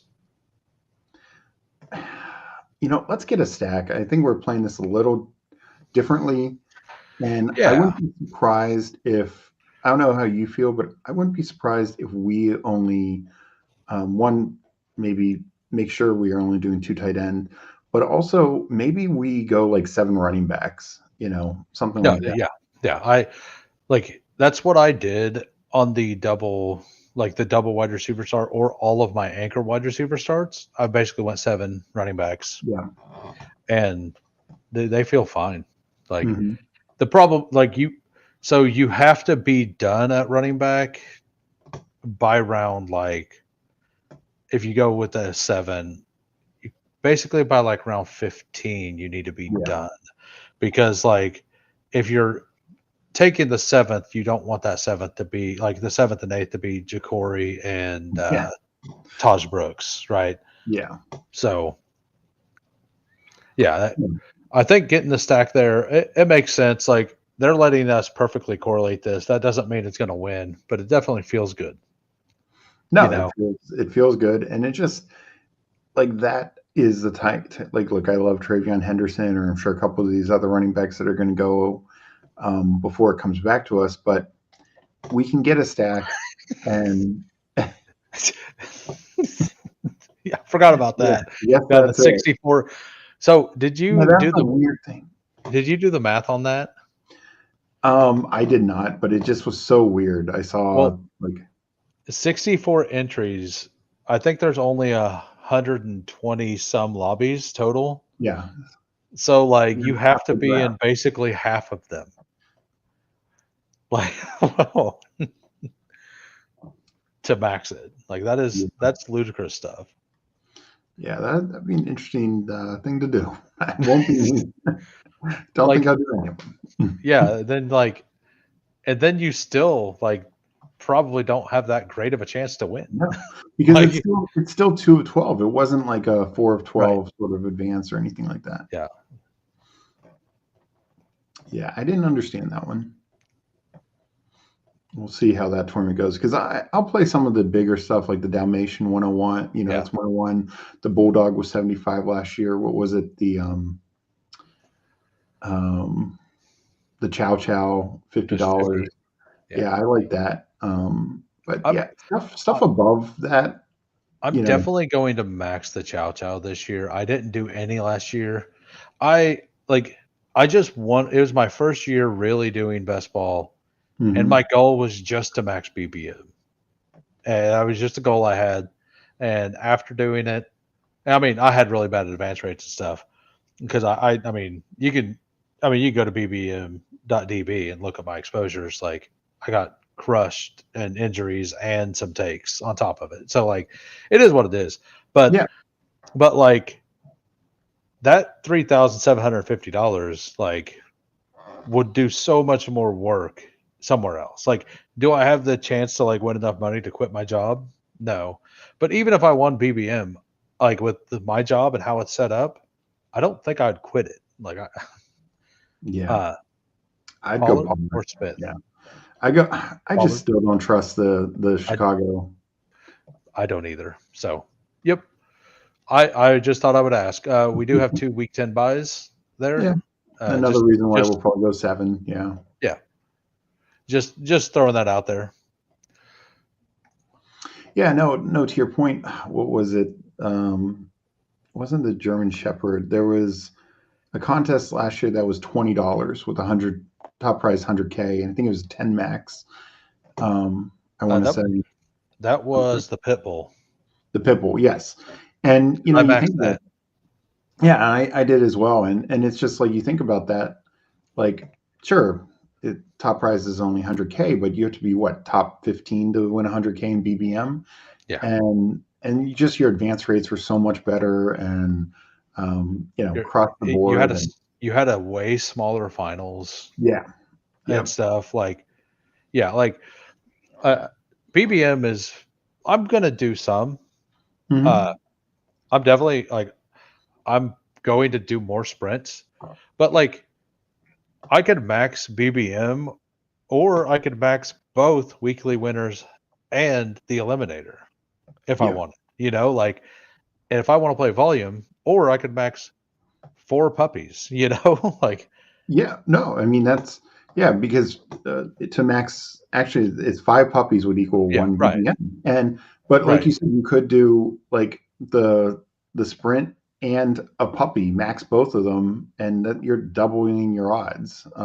Sure, again, your top prize is 150K or 100K, but you just have so many more teams out there. Sprint, I think, is a better format for like ROI. So no, I'm with you. Like just that one of 13, one of 16 is just so tough. oh yeah, yeah, it really is. Um, I think we're probably in lockstep. Definitely have to take a running back here. Yeah. I mean, there's no value. I mean, Ridley's kind of a value The, in a team stack, the but receivers I like, but I would go Aaron Jones. I agree, Yeah. Like I and helps out the bye weeks as well. yep. No, I think that's perfect and shows like taking Smith there. We still have four starting running backs. Yeah. So last year I maxed BBM, and I heard that they gave rewards or whatever, like the cactus or whatever, the years before. I don't know if they were supposed to give anything or if anybody got anything last year, but I didn't. Like, Yeah. so like the year that I chose, like I learned about it and I did it, like there wasn't even a prize. Like, not that I want a cactus, but like it would Yeah. at least be something to put in the background here.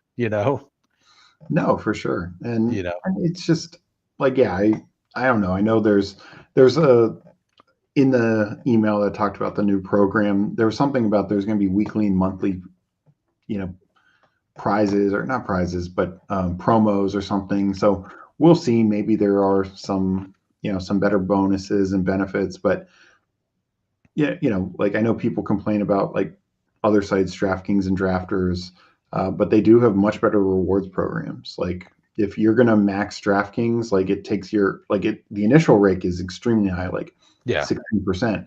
But if you max it, it goes down dramatically. Yeah. Like drafters last year, like you ended up getting like, especially if you waited until the holiday weekends, because like Mhm. almost every holiday weekend they ran like a do Yeah. five get one free. So like if you just waited for the holiday weekend and crammed a bunch in, and then at the end of the year you crammed a bunch in, you probably only paid for like 110 of your 150 entries. Oh, I Uh, agree. because like they gave you just tickets for all this stuff, and like Yeah. they also gave uh for maxing it, I think you got a it was a pick'em tickets or something at the end, You got a or pick'em ticket and a yeah, T-shirt. Yeah. yeah. So like, I mean, maxing that, like, I I don't really enjoy the contest overall. Like, I don't like the total points. It's just not exciting to me. hmm Yeah, no, and oh Seven geez, Diggs is still here, yeah. and so is IU. Like, so what's your take on this? Like, I feel like in this, do we take that? Do we I look think at we running take backs? I think we take Diggs. I agree. Yeah. So what's your take on this? I feel like in this contest at wide receiver with like Addison and Diggs and all of the players who were injured or coming off of injury, I feel like because of the depth with the 20 rounds, it's and especially the wide receivers, I Yeah, think it's much better to draft these players in this format. I agree. The risk is not near as much because you're like you said, you don't need to count on them as much. Also, again, wide receivers aren't going to count for as many points on your team. Yeah. So if they get off to slow starts, even if you need to rely on them, he's just not going to hurt you uh, near as much. And I will say Ayuk is the one I still worry about the most, just because it sounds like such a gray area. It does. Um, But man, like there's a reasonable chance he is just the guy you need the back half of the season. no, there is. I mean, San Like, Francisco, a very easy schedule. We know what he can yeah, do when healthy. I think Brock's going to be throwing the ball more this year. they're going to be behind a lot more. Yeah, their defense is not Like, what it was a couple years ago. yeah. Yeah. So, Coolers talk about the drafters being a note. Like, it took me a while to deal with because like I usually use a debit card for everything. Like, I didn't even own a credit card till like 3 years ago. But like basically I have to like use a credit card for PayPal, and that's the only way I can get in to get money to drafters. Like, Mm. so I mean, Charbonnet, Tootin, we could just double down and go with the other injured guy. I don't know if I like that. What do you think? Um, I'm good with. Do you want to go the upside rookie, Tootin? Tootin? Yeah.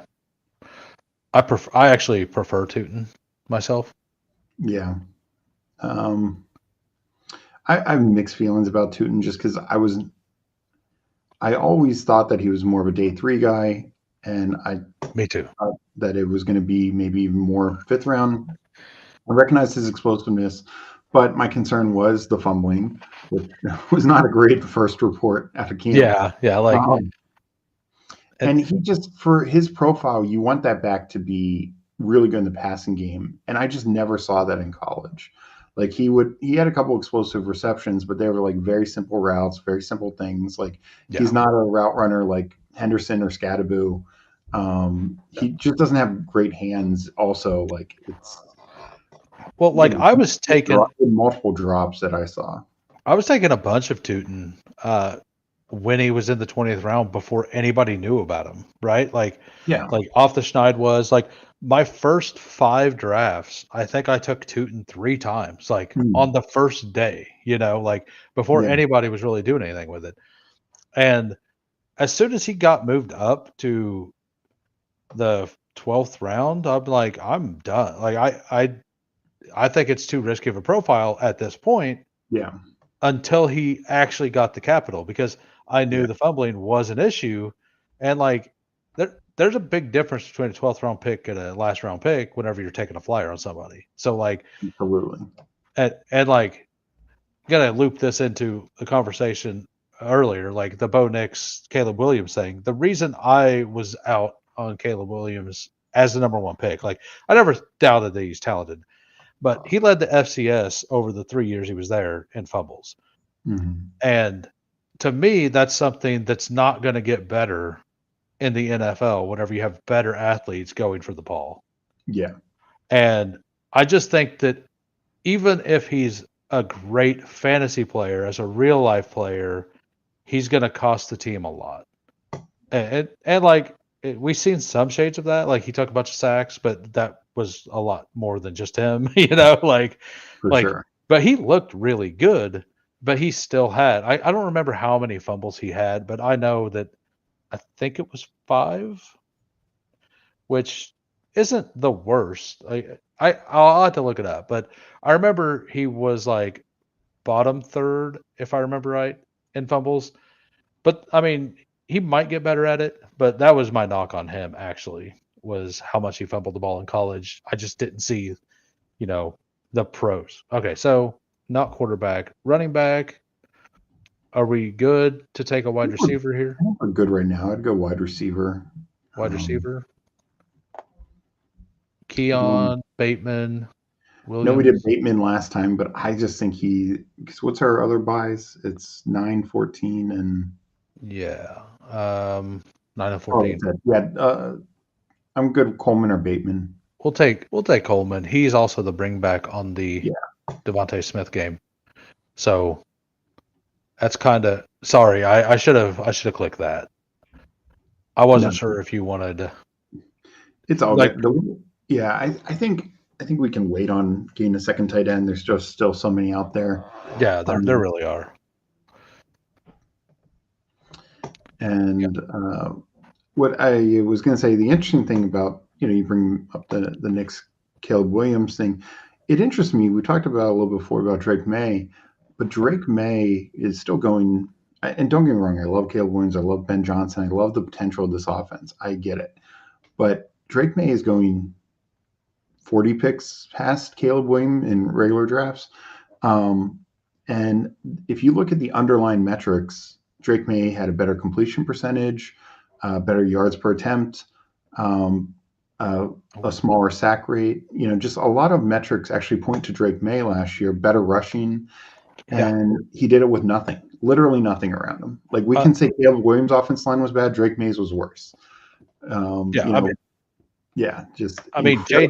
was the guy. Like no questions. No question. But I meant this year. And then Bo was really good, but Drake May and Caleb were both really good too. And Penix actually looked good as well. And like very small sample, but he looked good as well.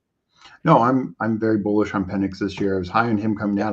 I think he has honestly got the best deep ball of this class. He's got the best arm, like just raw arm talent.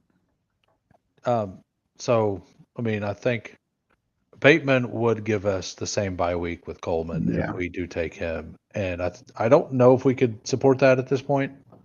I mean, it'd probably be fine. It's just 1 week, but it's Bateman or Bush would be what I'd say. I'm fine with Bateman again.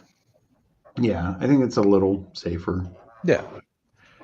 I mean, I like Bateman a lot. So what do you think about this? Like, my take on this was other teams were like, I'd never seen it in a report, but I just think that other teams, like I know Pittsburgh or Dallas called them to ask about him, right? Like it wasn't that they were shopping him. I never heard this specific thing where they were actively shopping. Did you ever hear anything like that? Like I never did. No, and it could be just like you said, some teams called. He got brought up in some trade scenarios, and then the way somebody reports it is, they were shopping him. Some that of course happens all the time. Like there's that report before the draft that Trevor Lawrence could be traded because the Steelers called and said, "Hey, what would it take to get Trevor Lawrence?" Yeah. And apparently, Gladstone and Cohen just hung up the phone. Because it was never going to happen with this contract for any number of reasons. But it was reported, and everyone for like a day on the big board was like, "Oh, Trevor Lawrence is going to get traded," and it's like, no, not happening. Yeah, I mean that you hear that stuff all the time too. Like players like, or people, this player was going to get traded. Well, was they going to get traded? Because I never seen the team say they wanted to trade him. I just heard that other teams were interested in him. Like, and that's a much different conversation. Oh, absolutely. Yeah, so what about this? Do you like Vrabel? I kind of like Vrabel. He's very conservative, that's right, but he also never had a did he have Mariota? I guess he did. Mariota. Did they run a lot? They let him run quite a bit, right? They did, and then Tannehill took over and just was better. Honestly, Vrabel's had mobile quarterbacks. Tannehill, people forget how mobile he was. He had 7 rushing touchdowns one year, and that was Arthur Smith, and then I can't remember the offense coordinator that replaced Arthur Smith. Might have even been 2 of them, but I think I honestly consider Mike Vrabel very similar to Dan Campbell. These are just hard-nosed NFL players. Like, I think the discipline side of it is going to be good for them. Is the way I look at it. And he's going to get players who buy in and want to win. All right, we're on the clock. We could get a stack. We could take Jack Besh, who's still here. We could lock up our 6th running back. Like, it's almost grim at this point. Like, I say, I mean, we're up in a couple more picks. I say take Besh here because I think there is a receiver fall off. I agree. And And we then, and we waited a while. yeah, Like we yeah. got a couple, like we got a better guy than we usually get. But then we waited. Yeah. But like with that being said, like Devontae Smith is not an every week starter. Yeah. He is There's only just a not spike enough week guy. volume there. Yeah. Like I think he gets disrespected a little bit in how good he is as a spike week guy because everybody looks at uh Jameson Williams and like just talk about how good he is, but like if you go to Devontae Smith, like he had a ton of the wrong Smith. So he had a bunch of big weeks. Like he had 2 major weeks. And Jameson had 3. But like I just think that he's really good. Like Yeah. much better than people expect. No, it's just a situation where obviously there's just not a ton of volume there. Yeah. And, to be fair, the Ravens are very similar. Ravens throw one of the lowest rates just because they're so effective at it.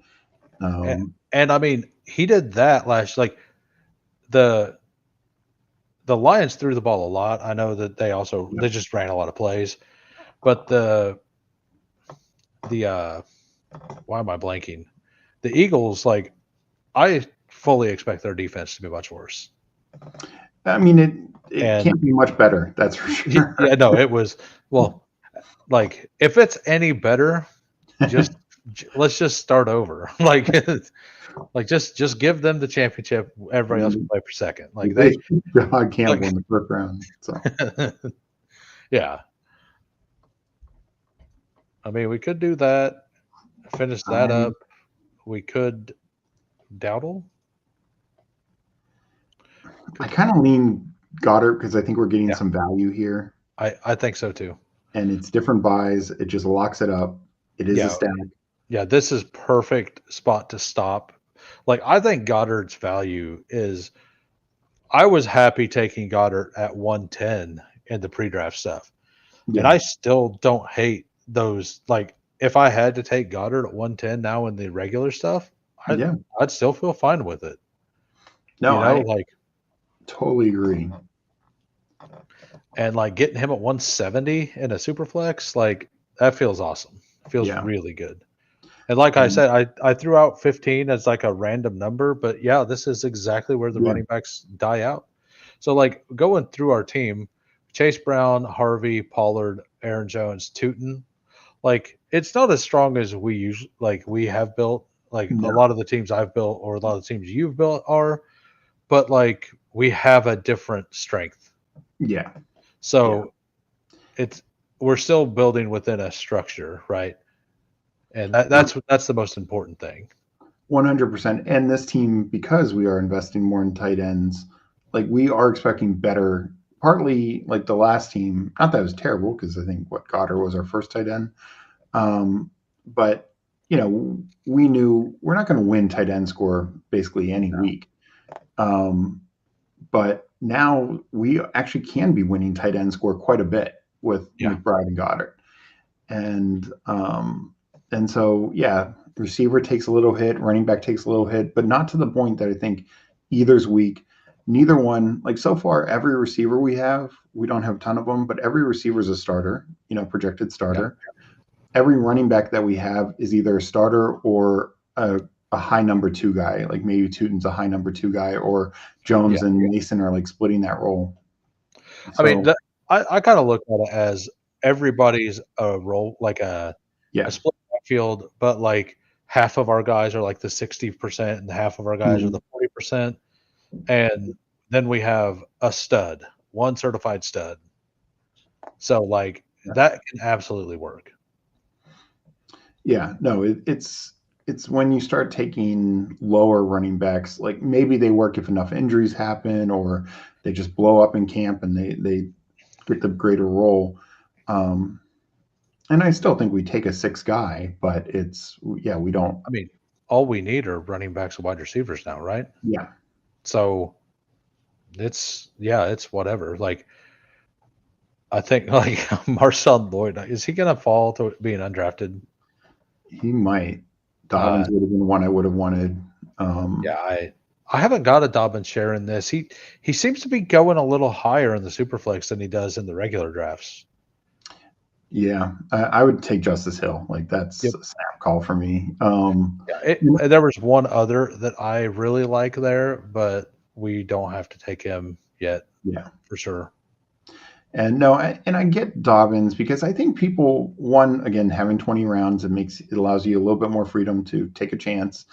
And Dobbins, he's this mystery box. If he gets the right landing spot, he could be worth 6 rounds higher.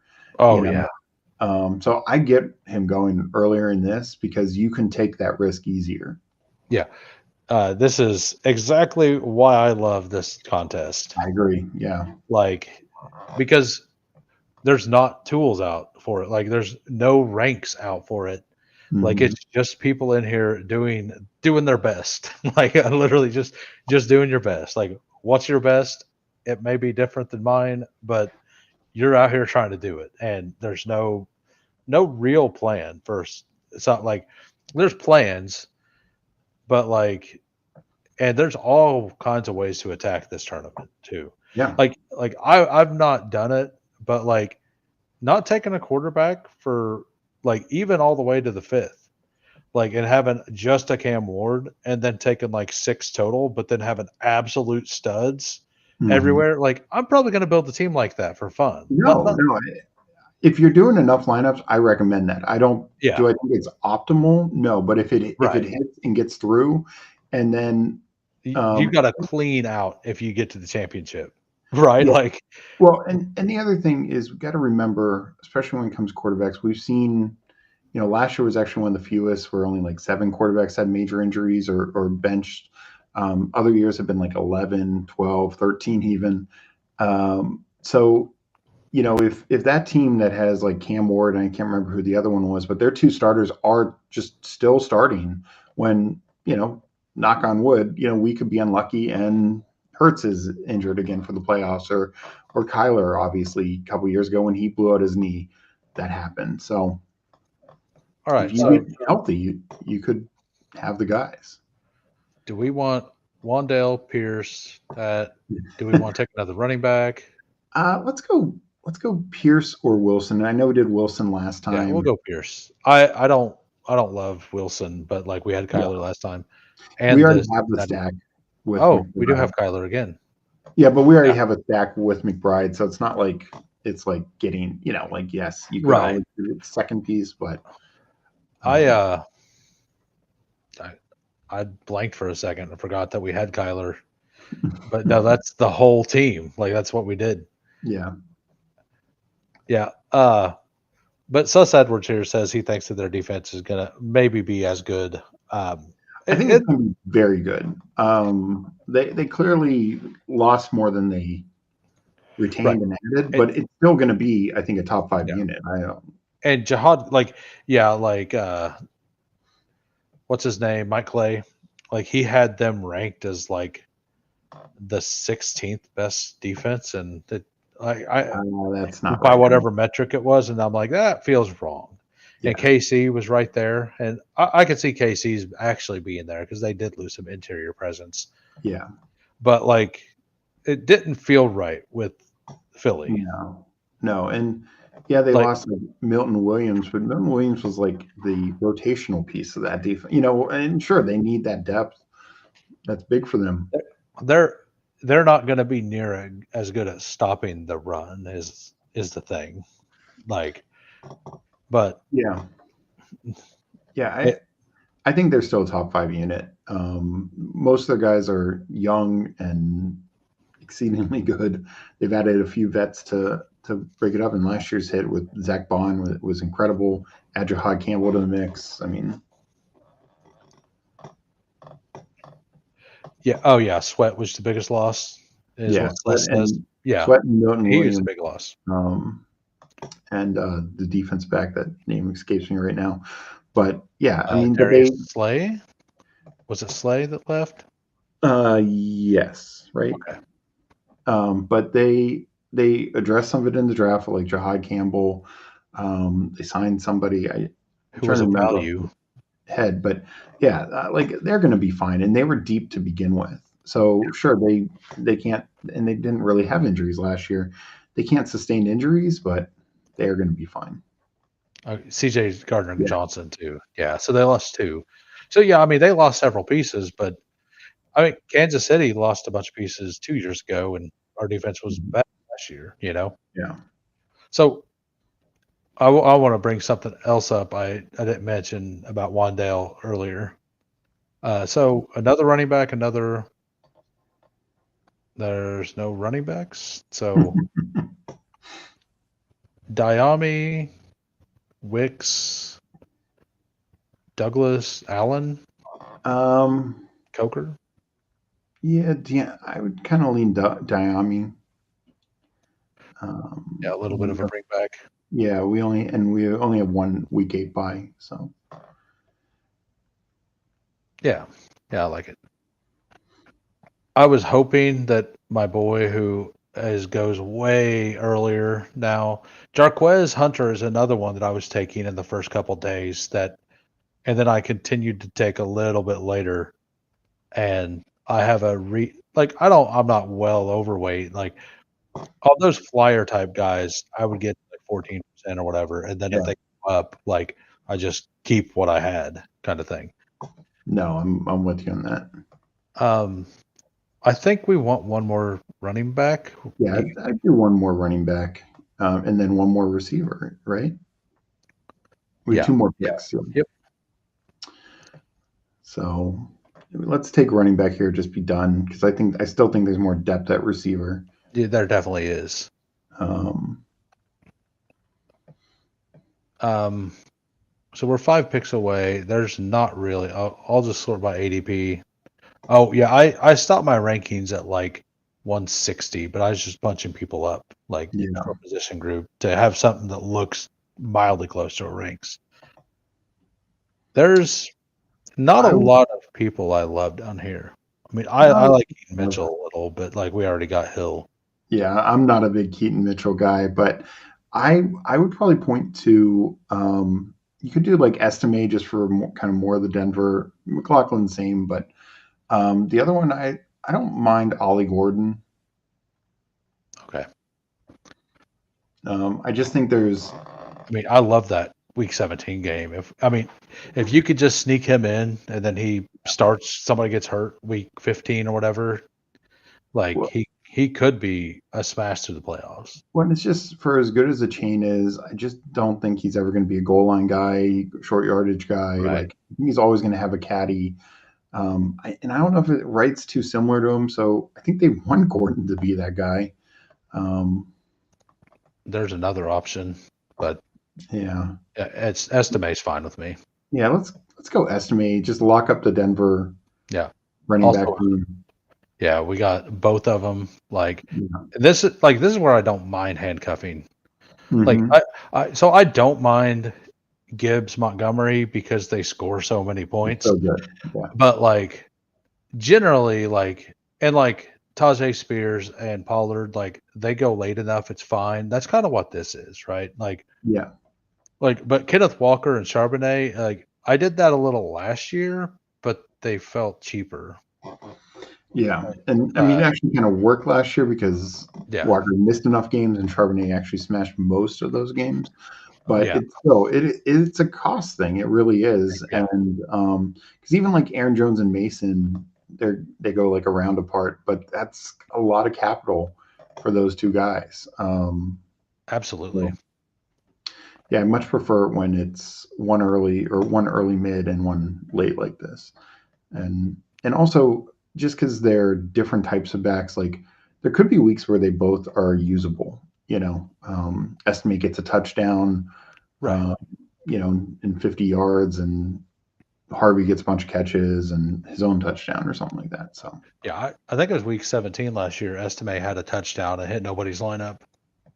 Like, so like what I was gonna say about Wandale Robinson is I was looking through my one finals team from last year, and I was looking at the teams above me, and Wandale Robinson hit 2 of their lineups. like in week 17 with 15 points. Yeah. I was like, I don't remember Wandale getting 15 points in week 17. Like, Yeah. Well, Drew Lock had 35 and threw for, I think, 4 touchdowns. I think Neighbors had 2, Slayton had 1, and Wandale had 1, if I remember. Yeah. Yeah. I remember the Neighbors went, 171 and 2 or something. Yeah. It was, I think if I remember right, I think Neighbors got the first one or Slayton did, because I had Slayton in a couple of things, not my big board, but a couple other things. And I was like, oh, come on, let's get another Slayton touchdown. And then it went Neighbors again and Wandale, or vice versa. I was just like tilting. Who's the grossest quarterback I will take in this contest? I mean, I've already taken Kenny Pickett. I'm probably at some point going to take a Will Howard share. Yeah. That's probably as gross as it gets. Taking Spencer Rattler. So the thing is, like, not that we can predict injuries, but if you predict, because it's the same as like some of these running backs or receiver type plays, like, Raheem Mostert, he might be the number 2, or Jerome Ford, like, there's 3 guys there, Taj Brooks, these guys are all kind of contingent value. And it's the same with quarterback. If you get the right backup quarterback and they play for, Malik Willis would have hit your lineup probably 2 games last year. Now they're early and on the playoffs, but what if they'd been playoff games, right.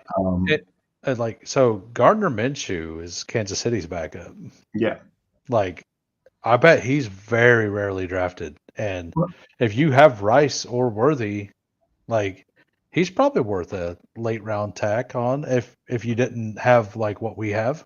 Yeah, and like you mentioned the Mariota thing, like, it's thin. You need Daniels to get hurt. I mean, but Mariota is probably one of the better ones because he does offer rushing upside. Kind of like Malik. Upside. Yeah. I think Daniels just has more.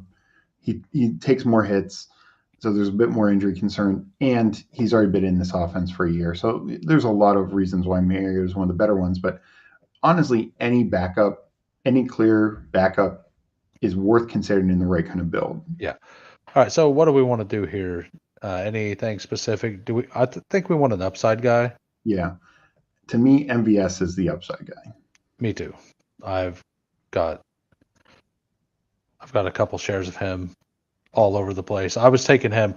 I like what you were starting to say. Like, I was saying that stuff pre-draft, like with MVS, and now everybody's talking about it like it's new news. Like, no, when they signed MVS, you could instantly make that connection. And like, what really set that up, it wasn't even the MVS signing. It was when they signed Cooper Kupp. It's like, oh, they actually want to run with MVS. Yeah. Because go ahead. Sorry, I think the other thing is also signing Darnold, because Darnold is a big arm, deep ball throwing quarterback. That's what Clint Kubiak liked with Derek Carr. And why things didn't go as well when Rattler and company were in, Derek Carr had those big shots to Shaheed and then some to MVS, and then of course Carr got injured. But that's what Clint Kubiak likes to run. He likes to have a vertical deep threat. And I mean, no, I get Slayton's point. Like, MVS, there's a lot of bad in his tape. And I mentioned before, you're a Chiefs fan, 2 years ago, there were plenty of times where MVS was wide open and Mahomes hit him and MVS just dropped it. That happened more than one occasion. Oh, we talked your sister into taking Mariota.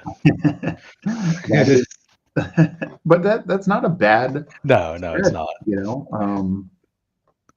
I just think it's a flat good pick. Yeah. In the last round there. Yeah, same with Mason Rudolph. A couple of picks before. I think there was Jason. Yeah, this one. Milton. No, well, Milton too, but Mason Rudolph right now, he's the starter. But even if Rodgers gets there and is the guy, or they trade for Kirk Cousins and that's the starter, you're talking about a 8-year-old quarterback in Rodgers, 36-year-old in Cousins, whatever. Like, they get hurt, Mason Rudolph starting. So, yeah. Yeah, I just love, that's probably too early for Dylan Gabriel. Yeah, but that was the guy who pushed quarterback late, and so I think he was just looking for. Oh, he had, just had to do something. Yeah, I was there in that one draft. Like Yeah. I was like, what am I doing? Nothing good. That's what I'm doing. All right, we'll go over the team. We got a 3-7-8-2. Jalen Hurts, Kyler Murray, Bo Nix just fell into all the luck there. Yeah. We Yeah. got Whew. running backs: Chase Brown, R.J. Harvey, Tony Pollard, Aaron Jones, Tootin, Justice Hill, Audric Estime. Wide receivers: Devontae Smith, Steph Diggs, Keon Coleman, Rashad Bateman, Jack Best, Alec Pierce, Diami Brown, MVS. We only need to start two. I'm assuming we're going to be able to get two guys of 17 points with this group. Yeah. And they'll probably hit the flex once or twice. Like Sure. we'll probably get a flex. Like with this team, I'm going to assume our wide receivers will hit the flex a little more than the running, like than in the normal builds that we do, right? Yeah. But that's fine. Like as long and then we got elite. My mouse wheel stopped. But we got Trey McBride and Dallas Goddard. I think Chrome crashed. Oh, that sucks. But no, I mean, this team is, strong across the board. Our running backs, last couple were more flyers. But Justice Hill is, he had 10, or I'm sorry, he had 4 10-plus point weeks last year, including like an 18 and a 17-point game. Our receivers, the last couple of MVS, Alec Pierce, they're not like full starters, but they are Diami Brown, they're not going to be the number 2 on their team in terms of targets. Somehow Alec Pierce still ended up number 1 in yards, but the point is that these guys have the ability for spike weeks. They have the ability to hit your lineup multiple times. They're utilized enough. And then our top wide receivers like Deonta Smith, Diggs, Coleman, Bateman, Betch. I mean, these are starters. So, like you said, most weeks, 2, some weeks we'll utilize 3. And and we're good. But the other thing is with this team, our tight end scores for whether it's getting through this pod and then of course in the playoffs is we can have a better expectation of our tight end score being pretty good. So that, that makes it definitely unique getting McBride where we got him. And they're both correlated. Yeah, both very correlated. I mean, we got their top option in Arizona, most likely. And then we got the number 2 and 3 option in Philly. And then we just have all the and assuming a big running game for Bo, right? Yeah. We also have a bring back for we took Keon Coleman. And then Chase Brown for because the Chase Brown falling and then McBride coming back around was nuts. Yeah. I really the first time I've taken one of the elite tight ends, but I mean in the 5th round, I think I'm gonna do it a lot. Honestly. But I'm gonna shout out this. So this is on you guys. I gotta get to 500 subs before you enable super chats. So if you guys want that, we got to get there. Steve knows that because Steve's network, Fanspeak Network. I don't know whose actual network it is or whatever, but he's with Fanspeak Network, and if you're not, it's Meg and I. It's our site. So yeah, I assumed that's how it was, but So they have a channel. I'm sure most of you guys know Fanspeak Network. You should definitely check them out. They do Bestball Jeopardy. That's going on later tonight in an hour and 15 minutes? I think that's 2 hours. That's 9:30 at 8.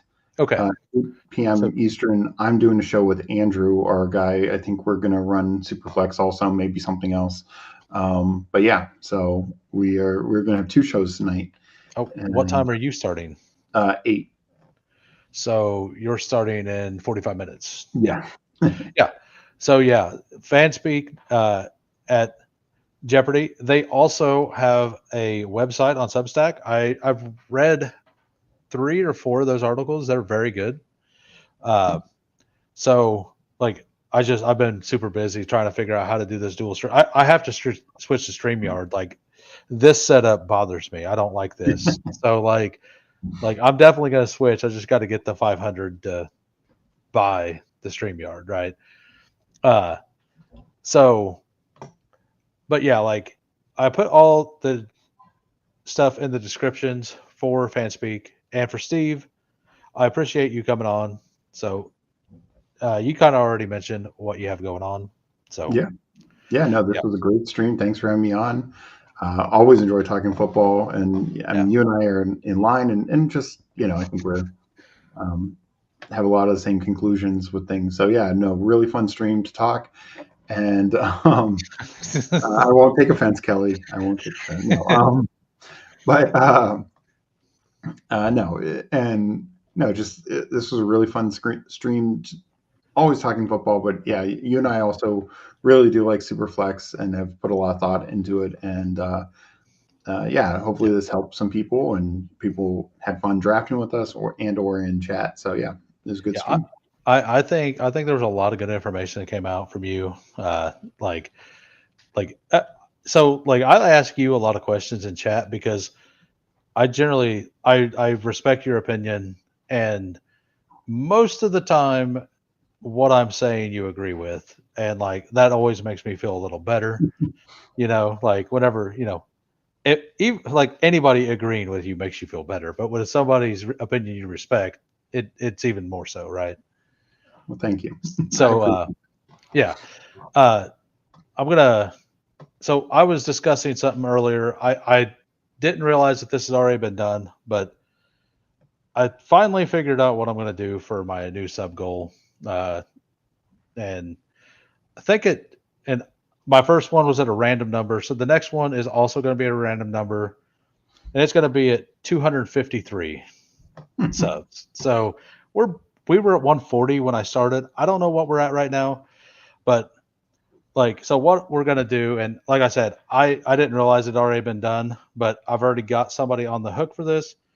But I'm going to do a draft blindfolded with somebody trying to tell me how to use the cursor and what to do. So what we'll do is we'll upload rankings, and at some points maybe just auto to the rankings, right? Like, because that's going to be the best thing. And then the rest of the time it's just going to be like trying to figure out what I'm clicking, right, with no vision.